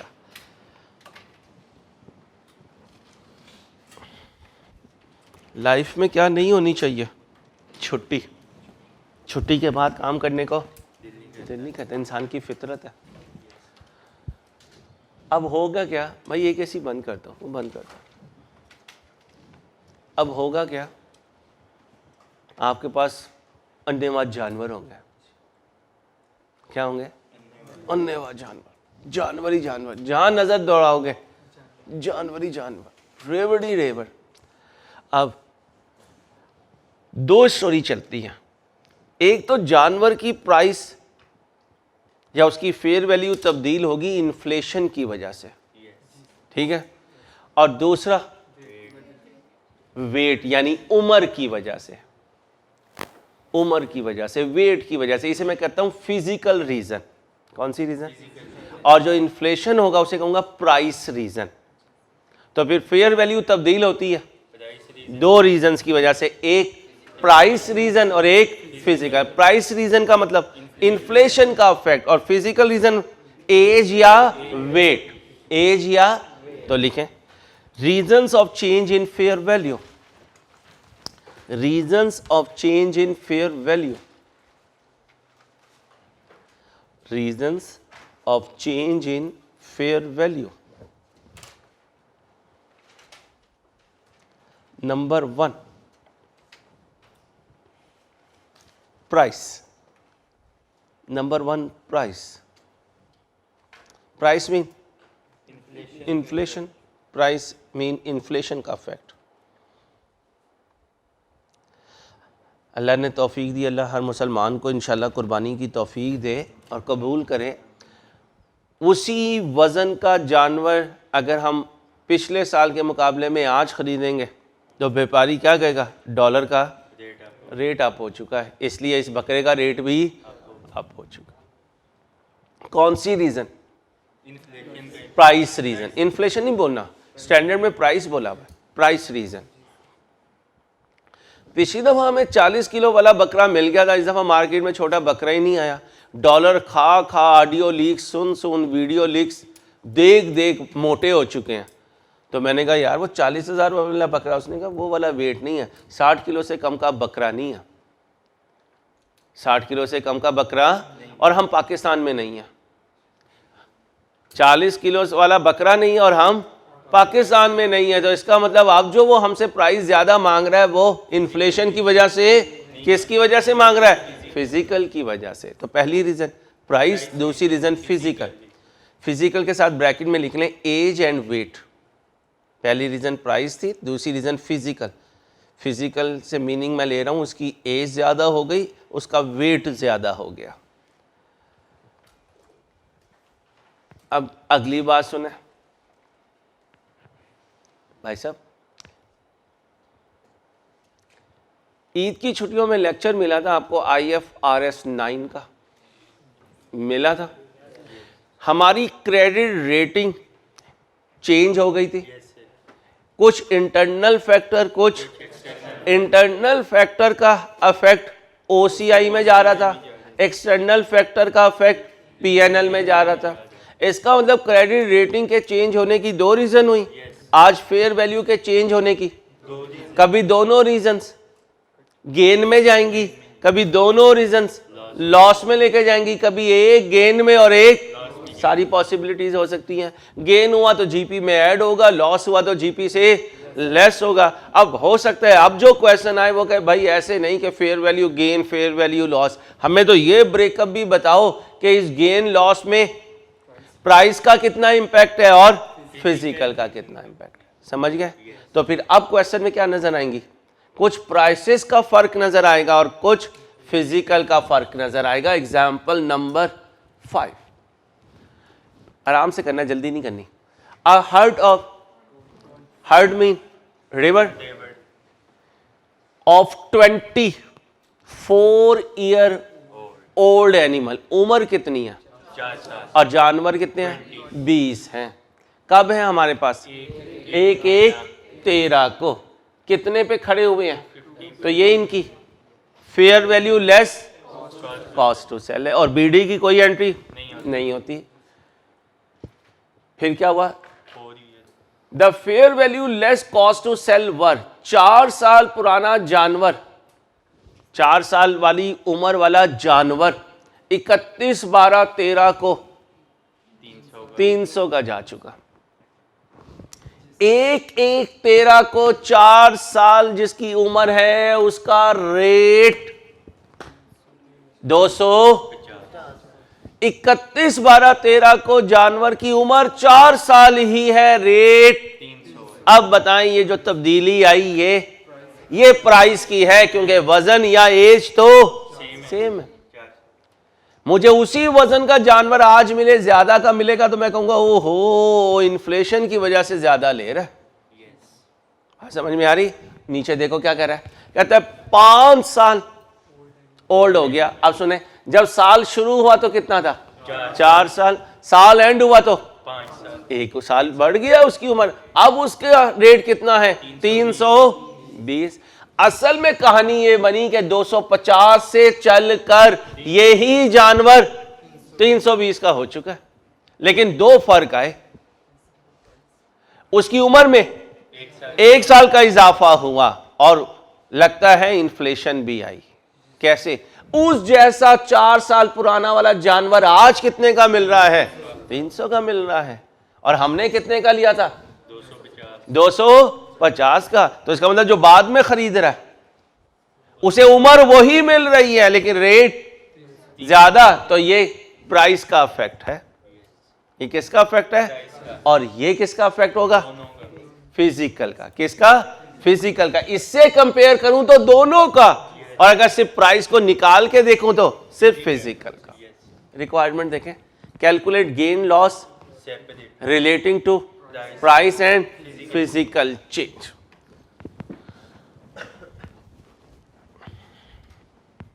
फ्रेश पेज ले लें, फ्रेश पेज ले लें। सिर्फ बायोलॉजिकल एसेट अकाउंट बनाऊंगा। क्या बनाऊंगा? Biological asset account. क्या मांग रहा है? फेयर वैल्यू बोलो। गेन लॉस सेपरेटली मांग रहा है, कंबाइंड मांग रहा है? सेपरेटली मांग रहा है। एंट्रीज की जरूरत नहीं है, एक ही एंट्री होगी, या गेन की होगी या लॉस की होगी, क्योंकि जो बीडी है वो भाई जो बीडी है क्वांटिटी में वही सीडी है। तो बीडी सीडी की तो एंट्री नहीं होती। जो फेयर वैल्यू गेन लॉस आएगा उसको देखते हैं। और यहाँ हमें प्राइस और वेट दोनों को, प्राइस और फिजिकल दोनों को क्या रखना है? सेपरेट रखना है।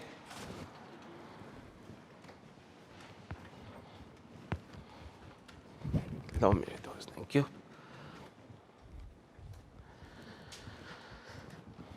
जी भाई, वर्किंग नंबर 1 बनाए। Working number 1, working number 1।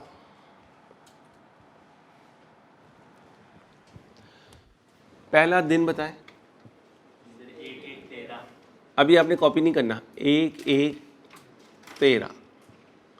फिर जिंदगी में तब्दीली आई, कहाँ पहुंच गया? 31/12/13। जब साल शुरू हुआ तो उम्र बताएं। 4 ईयर। जी 4 साल। 4 ईयर। कितनी प्राइस थी? 250। 31/12/13 को भी मैं उम्र 4 साल ही रखा करूंगा। उम्र क्या रखूंगा? अब जाके देखें, 31/12/13 को 4 साल वाली एज का जानवर कितने का है? 300 का। अब मुझे बताएं मैंने एज क्या रखी? यानी फिजिकल सेम है। भाई फिजिकल सेम है तो जो तब्दीली आई वो किसकी वजह से आई? प्राइस की वजह से। किसकी वजह से? प्राइस की वजह से। अब आ जाएं 31/12/13। जब एक ही दिन रखा तो प्राइस क्या रही? एक ही दिन रखा, सेम रही। अब मैं उम्र क्या कर दूंगा? 4 से 5 साल। अब जाके देखें 31/12/13 को 5 साल वाले की फेयर वैल्यू जी 320। अब ये किसकी वजह से है? फिजिकल की वजह से। जब प्राइस का इफेक्ट लेना था तो साल का गैप डाला ताकि इन्फ्लेशन का इफेक्ट आए, और उम्र को सेम रखा। और जब फिजिकल का फर्क लेना था तो ये देखें, एज को चेंज किया, डेट सेम रखी। तो सेम डेट पे तो इन्फ्लेशन नहीं आ सकती भाई, सेम डेट पर इन्फ्लेशन नहीं आ सकती। हमेशा ये तरीका रखना है। पहले किसे सेम रखना? एज को। फिर किसे सेम रखना? टाइम को, डेट को। तो लिख एग्जाम टिप, पहले एज सेम रखिएगा, फिर डेट सेम रखिएगा, पहले एज सेम रखिएगा, फिर डेट सेम रखिएगा।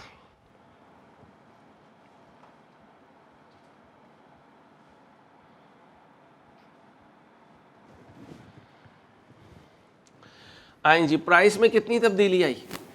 50 की। जानवर थे भोले के पास 20, कितना बना? 1000। इधर आ जाए, कितनी तब्दीली आई फिजिकल की वजह से? 20। और जानवर कितने थे? 20, कितना बना? 400। तो इसका मतलब, ओ भाई, इसका मतलब ये ब्रेकअप हो गई। अच्छा, प्राइस की वजह से ऊपर गया या नीचे? ऊपर गया, तो ये क्या है? बोले क्या है? गेन। फिजिकल की वजह से 300 से 320, तो ये भी क्या है? गेन। इंशाल्लाह जब हम कैलकुलेशन करेंगे तो गेन ही आ रहा होगा। कितने का? 1400 का। अभी कर लेते हैं। साल का पहला दिन बताएं। 1/1/13। बीडी बताएं। 20 इंटू साल के पहले दिन 250 था, कितना बना? 5000। साल का आखिरी दिन आएगा, क्या आएगा? 31/12/13। कितने जानवर है भाई? कितने जानवर है? 20। और वैल्यू कहाँ जा चुकी जी? ये क्यों नहीं ली? क्योंकि उम्र 4 साल साल के पहले दिन थी। जब साल का आखिरी दिन आया तो उम्र 4 साल नहीं है। अब ये जानवर 5 साल पुराना है, और 5 साल पुराने की fair value less cost to sell 320 लगा दें। 320 बैलेंस सीडी 6400। देखें जी, कौन सी साइड बिगर है? क्रेडिट। कितने का फर्क आ रहा है? 1400 का। मेरी ये वर्किंग दोनों को तोड़ने में कामयाब हो गई। अब क्या कहूंगा? बायोलॉजिकली इसे debit, fair value gain, credit. किसकी वजह से? प्राइस की वजह से। कितना? 1000। फिर क्या कहूंगा? बायोलॉजिकली इसे debit, fair value gain, credit. अब किसकी वजह से? फिजिकल की वजह से। कितना? बोलो। 400। ये दोनों गेन कब कैलकुलेट होंगे? 31/12/13 को। 31/12/13 को। खुद कॉपी करें, तस्वीर नहीं लेनी, खुद कॉपी करें ताकि आपको पता हो कि ये वर्किंग आपके हाथ पे आनी चाहिए। ये वर्किंग आपके हाथ पे आनी चाहिए भाई। हम किस गाड़ी में इजी रहते हैं? जो हमारे अंडर हो। किस बाइक में इजी होते हैं? जो हमारे अंडर हो। वजह, उस पर हमारा हाथ है। ये बच्चियां जानती हैं, अम्मा को सिर्फ रोटी पकाने वाला तवा चेंज कर दें तो अम्मा क्या कहती हैं?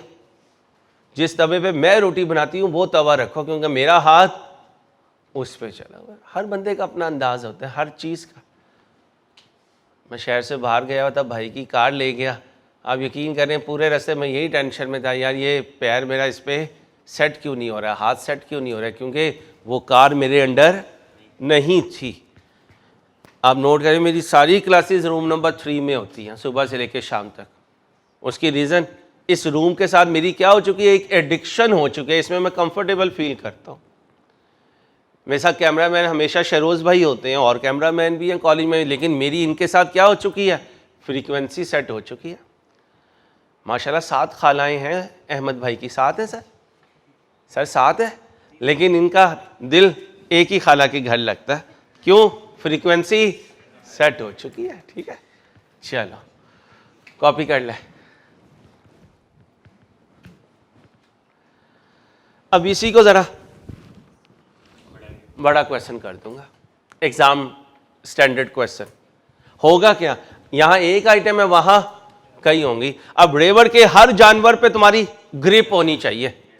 ओ भाई, रेवड़ के हर जानवर पे तुम्हारी ग्रिप होनी चाहिए। ये जानवर कब लिया था? जब लिया था इसकी उम्र कितनी थी? उस वक्त इसकी fair value less cost to sell कितनी थी? अब कितना टाइम गुजर चुका? इसकी प्राइस में क्या आप आया? इसके वजन में क्या आप आया? ये सारी चीजें लेके चलूंगा, क्वेश्चन आपके सामने लाने लगा हूं। लिख लें, एग्जाम स्टैंडर्ड क्वेश्चन। जी नोट कर लें सर, 1 मिनट का काम था, अभी तक नोट नहीं किया।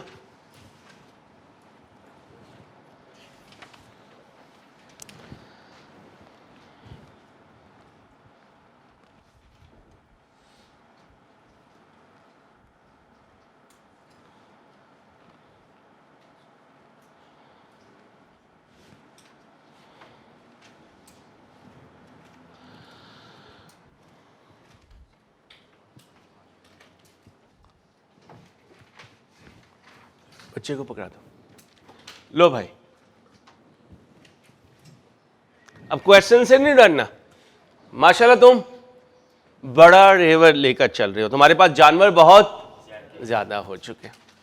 तो हर जानवर की तुम्हारे पास, अच्छा ऑस्ट्रेलिया, न्यूजीलैंड में, नीदरलैंड में जब मैं ये चैप्टर पढ़ाता हूँ ना, तो मैं ज़रा थोड़ा सा उनके डेयरी फॉर्म्स को सर्च करता हूँ। वहाँ जो गाय है ना, वो भी पढ़ी लिखी होती हैं। हर गाय के गले में टैग होता है, टैग होता है, उस पर पूरी उसकी फैमिली कौन सी है, उसकी मामा का नाम क्या है, उसके पापा का नाम क्या है, उसके कितने बहन भाई हैं, ये कब खरीदी थी, ये कितना मिल्क देती है, ये सारी चीज़ें काऊ पे लिखी होती हैं। ऑस्ट्रेलियन काऊ देख के पता चल जाता है, हाँ भाई किसी खाते पीते गिराने की बच्ची है। इस तरह की चीज़ें थोड़ी देख के बंदा कहता है यार कितने दिन से नहीं खाया। ठीक है, चलो अब पढ़ो भाई। एग्जाम्पल 6 हमारी बुकलेट में 253 में आई कैप की बुक की एग्जाम्पल है, ध्यान से देखें।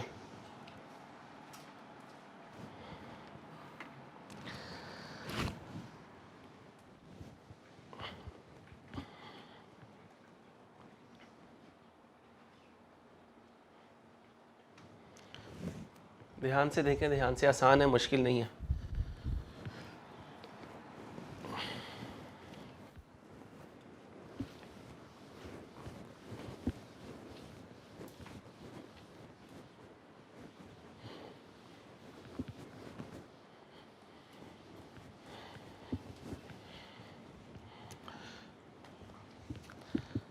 अच्छा, ये टॉपिक ऐसे इसे पढ़ते रहोगे, खुश होते रहोगे, ओए जानवर ने, ओए मैं भी इन्हों दे नाल ही सी, ओए यह हो गया वो हो गया। ऐसे ये क्वेश्चन सॉल्व नहीं होगा। बायोलॉजिकल एसिड का लेजर बनाओ, बनाओ बनाओ बनाओ। तुम अपने दोस्तों में गुम हो गए, अंसारी साहब इतने दिनों बाद मिले हम इनसे।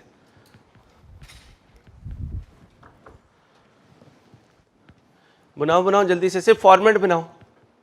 फॉर्मेट में सबसे पहले क्या लिखते हैं? बीडी लिखते हैं। ढूंढो, जब साल शुरू हुआ तो कितने जानवर थे तुम्हारे पास? जी भाई, कितने जानवर थे? 10। उनकी उम्र 2 साल। कब थे? ठीक है। अब एक एक एक रेवड़ है, रेवड़ का हर जानवर 2 साल, भाई 2 साल पुराना है। अब यहां fair values less cost to sell given है, ये देखें, पर unit fair value less are as follow. किस डेट पे जाऊं? एक एक एक। किस उम्र में जाओ? 2 इयर्स। ढूंढो, एक एक एक और उम्र है 2 साल, fair value less cost to sell है 100 और जानवर कितने हैं? 10। मल्टीप्लाई कर दो, बनाओ बनाओ बनाओ, शाबाश, सिखाया बस सारा कुछ। बीडी की एंट्री क्या लिखो? चलो ठीक है, फिर आगे चलो। नो एंट्री तो आगे चलो, फिर मुश्किल तो नहीं लग रहा है? इंशाल्लाह नहीं लगेगा R2 मुश्किल, मेरे अल्लाह ने चाहा तो इंशाल्लाह। एक एक एक, बीडी की एंट्री बोलो भाई। बैलेंस बीडी कितने हैं? 100 है। तेरे 100 जानवर हैं, इंसान बन 10। उम्र कितनी है इनकी? 2 ईयर। 10 ज़रब 100, क्योंकि ये fair value less cost to sell है। कितना बना बेटा? 1000 बन गया। आगे चलो बच्चों। फिर क्या हुआ? हर आधे घंटे के बाद ना तुमने मुझे पानी का याद करवाया करना, ठीक है? भूलना नहीं है। चाय छोड़ दी, रमज़ान में छुट्टी है, बस कम कर दी, वरना तो ये पता 2 कप आ चुके होते थे।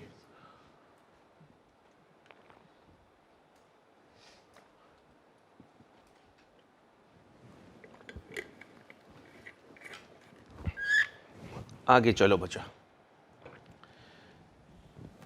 एक दोस्त, उम्र 2.5 साल, वाज परचेज ऑन एक साथ एक। 6 महीने गुजर गए, हम मार्केट गए और हमने रेवर देखना शुरू किया। हम इतने एक्सपर्ट हैं कि हमें पता चल गया ओ 2.5 साल एज है। हमने 2.5 साल का जानवर खरीदा, कितने में? 108 में। क्वेश्चन साइलेंट हो तो यही इसकी फेयर वैल्यू एंट्री बोले।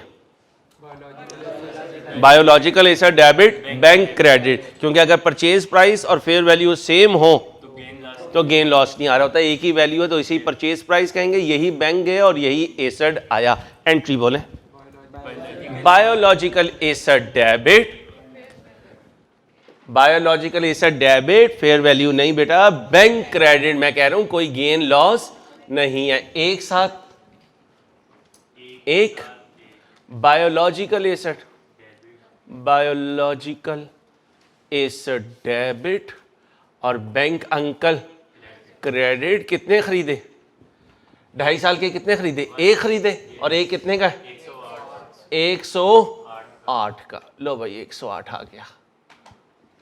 इधर आ जाऊं, बायोलॉजिकल एसेट डेबिट और बैंक क्रेडिट। कितनी उम्र का? 2.5 ईयर्स का। 2.5 ईयर्स का। कितने का? 108 का। डेट बताएं। 1/7/1।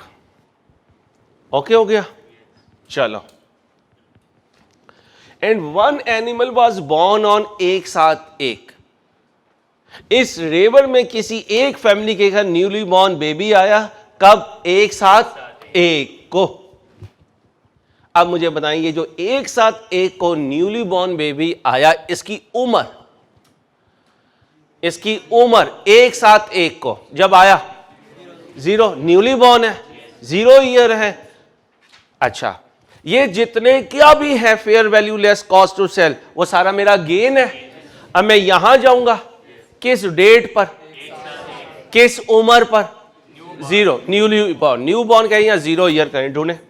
ये न्यू बॉर्न ऑन 1/7/1 कितने का है? 70 का है। और ये है इसकी fair value less cost to sell, fair value less cost to sell. Entry बोले biological asset debit, biological asset debit और बैंक हो गया, sorry, fair value gain credit. Date बोले 1/7/1 कितने का है? 70 का। कहां चला जाऊं? बायोलॉजिकल एसेट में किस डेट की एंट्री पास करूं? 1/7/1 की। Biological asset debit, fair value gain credit. उम्र कितनी है? 0 ईयर कह दो या न्यू बॉर्न कह दो, कुछ भी कह दो। कितना बना? 70 का। ठीक है जी। अब मेरा साल शुरू हुआ तो रेवड़ में कितने जानवर थे? 10। एक खरीद कर आ गया, एक न्यूली बॉर्न आ गया। अब जरा इनकी उम्रों का अंदाजा लगाते हैं साल के बाद। ये पहुंच चुके होंगे, ये 3 साल, ये ओए 3 साल कहां यार, ये 6 महीने, आधा साल। भाईजान जैसे अपनी बर्थडे याद रखते हैं ना, और दोस्तों को फोन करके कहते हो ये 1000 लाइक आने चाहिए, 500 के स्टेटस लगने चाहिए मेरी बर्थडे पे, तो अपने जानवरों को भी संभालें। इनकी उम्र साल के बाद आधा साल या 6 माह। ठीक है, इसके बाद तो कुछ नहीं हुआ। कहते हैं नो एनिमल वर सोल्ड और disposed of during the period. Sale इसलिए वर्ड यूज करते हैं कि अगर इसने खरीदने के लिए रखे थे, और डिस्पोज ऑफ का वर्ड इसलिए यूज करते हैं इसने मिल्किंग के लिए रखे थे, जब उसकी लाइफ पूरी हो गई फिर डिस्पोज ऑफ कर रहा है। तो दोनों में बस यही फर्क समझा जाता है। आप कहां जाऊंगा? गेन लॉस चाहिए, ये देखें सेपरेटली चाहिए।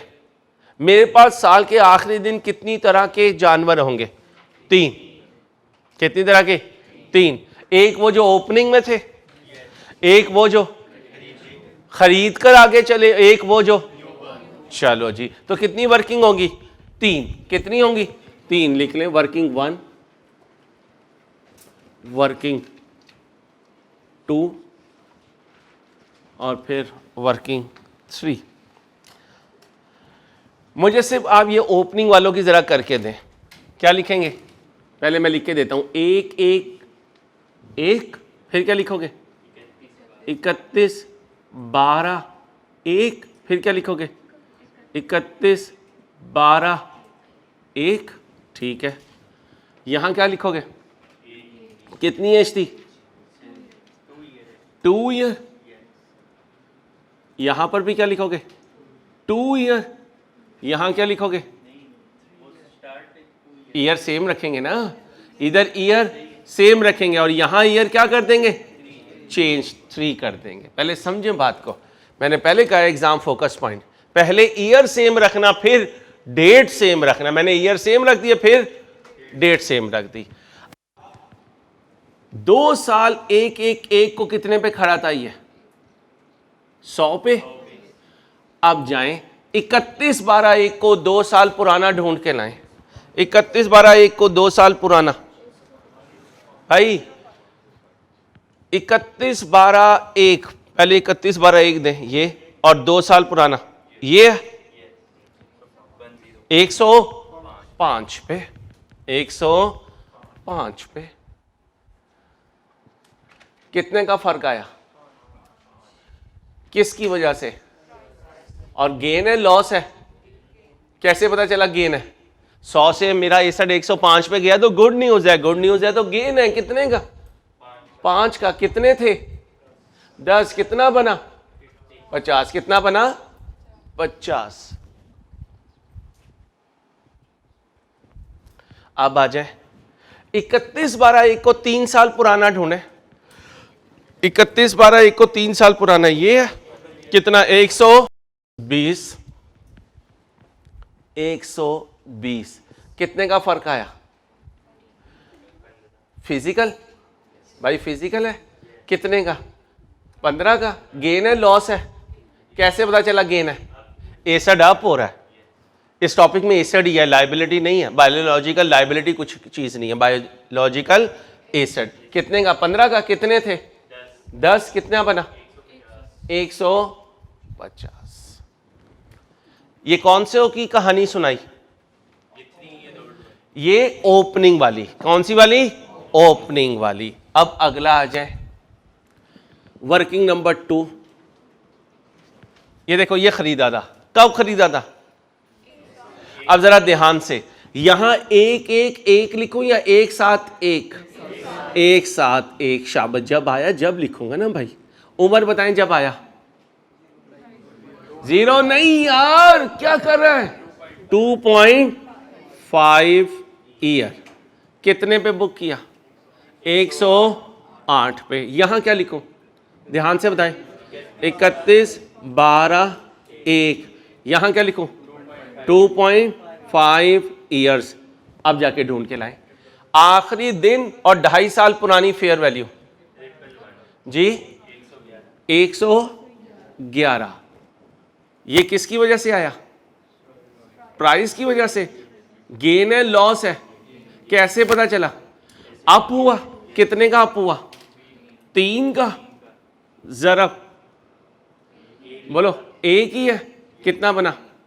3 बना। एक ही जानवर था। अब इधर आ जाए, यहां क्या लिखूं? 31 12 जी भाई। उम्र कितनी लिखूं? कैसे पता चला 3 साल लिखना है? 4 भी तो लिख सकता था। इसी जानवर की उम्र लेनी है इस डेट पर।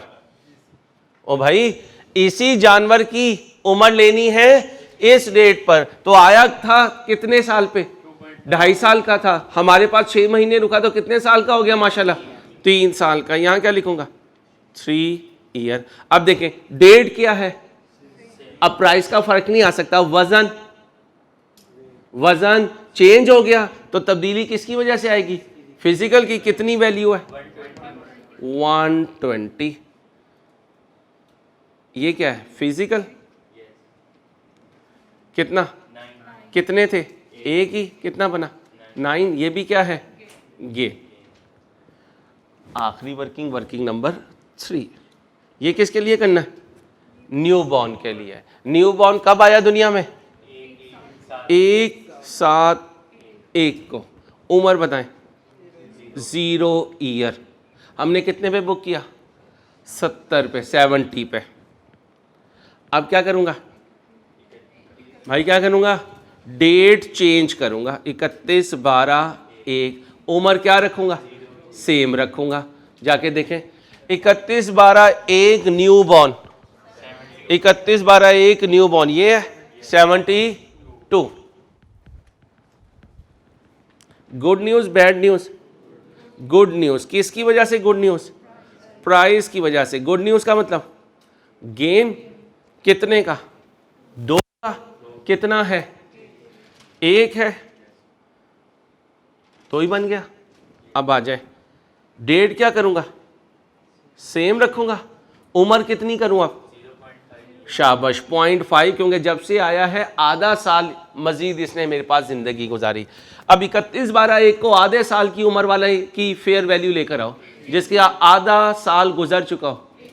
80, ये किसकी वजह से है? फिजिकल की वजह से। गेन है लॉस है? गेन है कितने का? 8 ज़रब 1 का कितना बना? 8।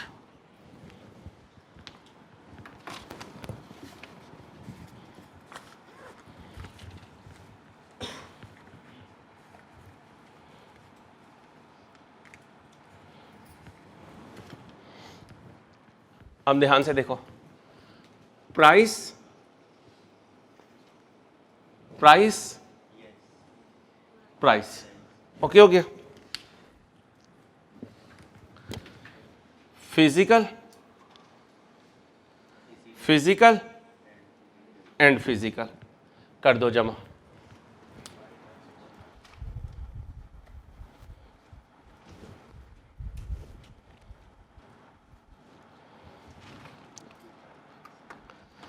कितने कितने हैं? बायोलॉजिकल एसेट डेबिट 31/12/1 को फेयर वैल्यू गेन क्रेडिट किसकी वजह से? प्राइस की वजह से।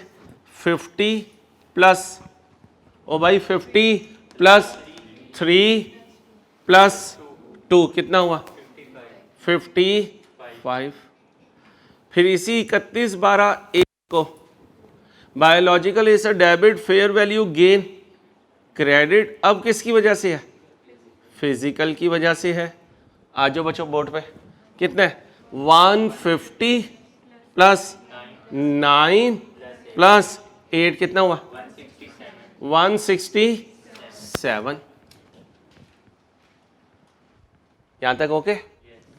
चाहे गेन पहले ले आया करो, चाहे सीडी पहले ले आया करो, कोई फर्क नहीं पड़ता। अब यहां क्या चाहिए? Balance CD. कह सकता हूं टोटल करके यही लिख देता हूं, कर दो टोटल पहले से जी। 1400, इधर भी कितना आएगा? 1400। अब आप कहते हो ये 1400 ज़रा डायरेक्ट भी कर दो, 3 मिनट है और टाइम कोई ज़ाया होना नहीं चाहिए। मैं कहूँगा कितने पड़े थे ओपनिंग में? मेरी तरफ देखो 10। इनकी यहाँ उम्र कितनी थी? 2। तो यहाँ 31/12 को उम्र कितनी हुई जी? 3 साल की लेके आओ फेयर वैल्यू जी। 120 कितना हुआ? 1200।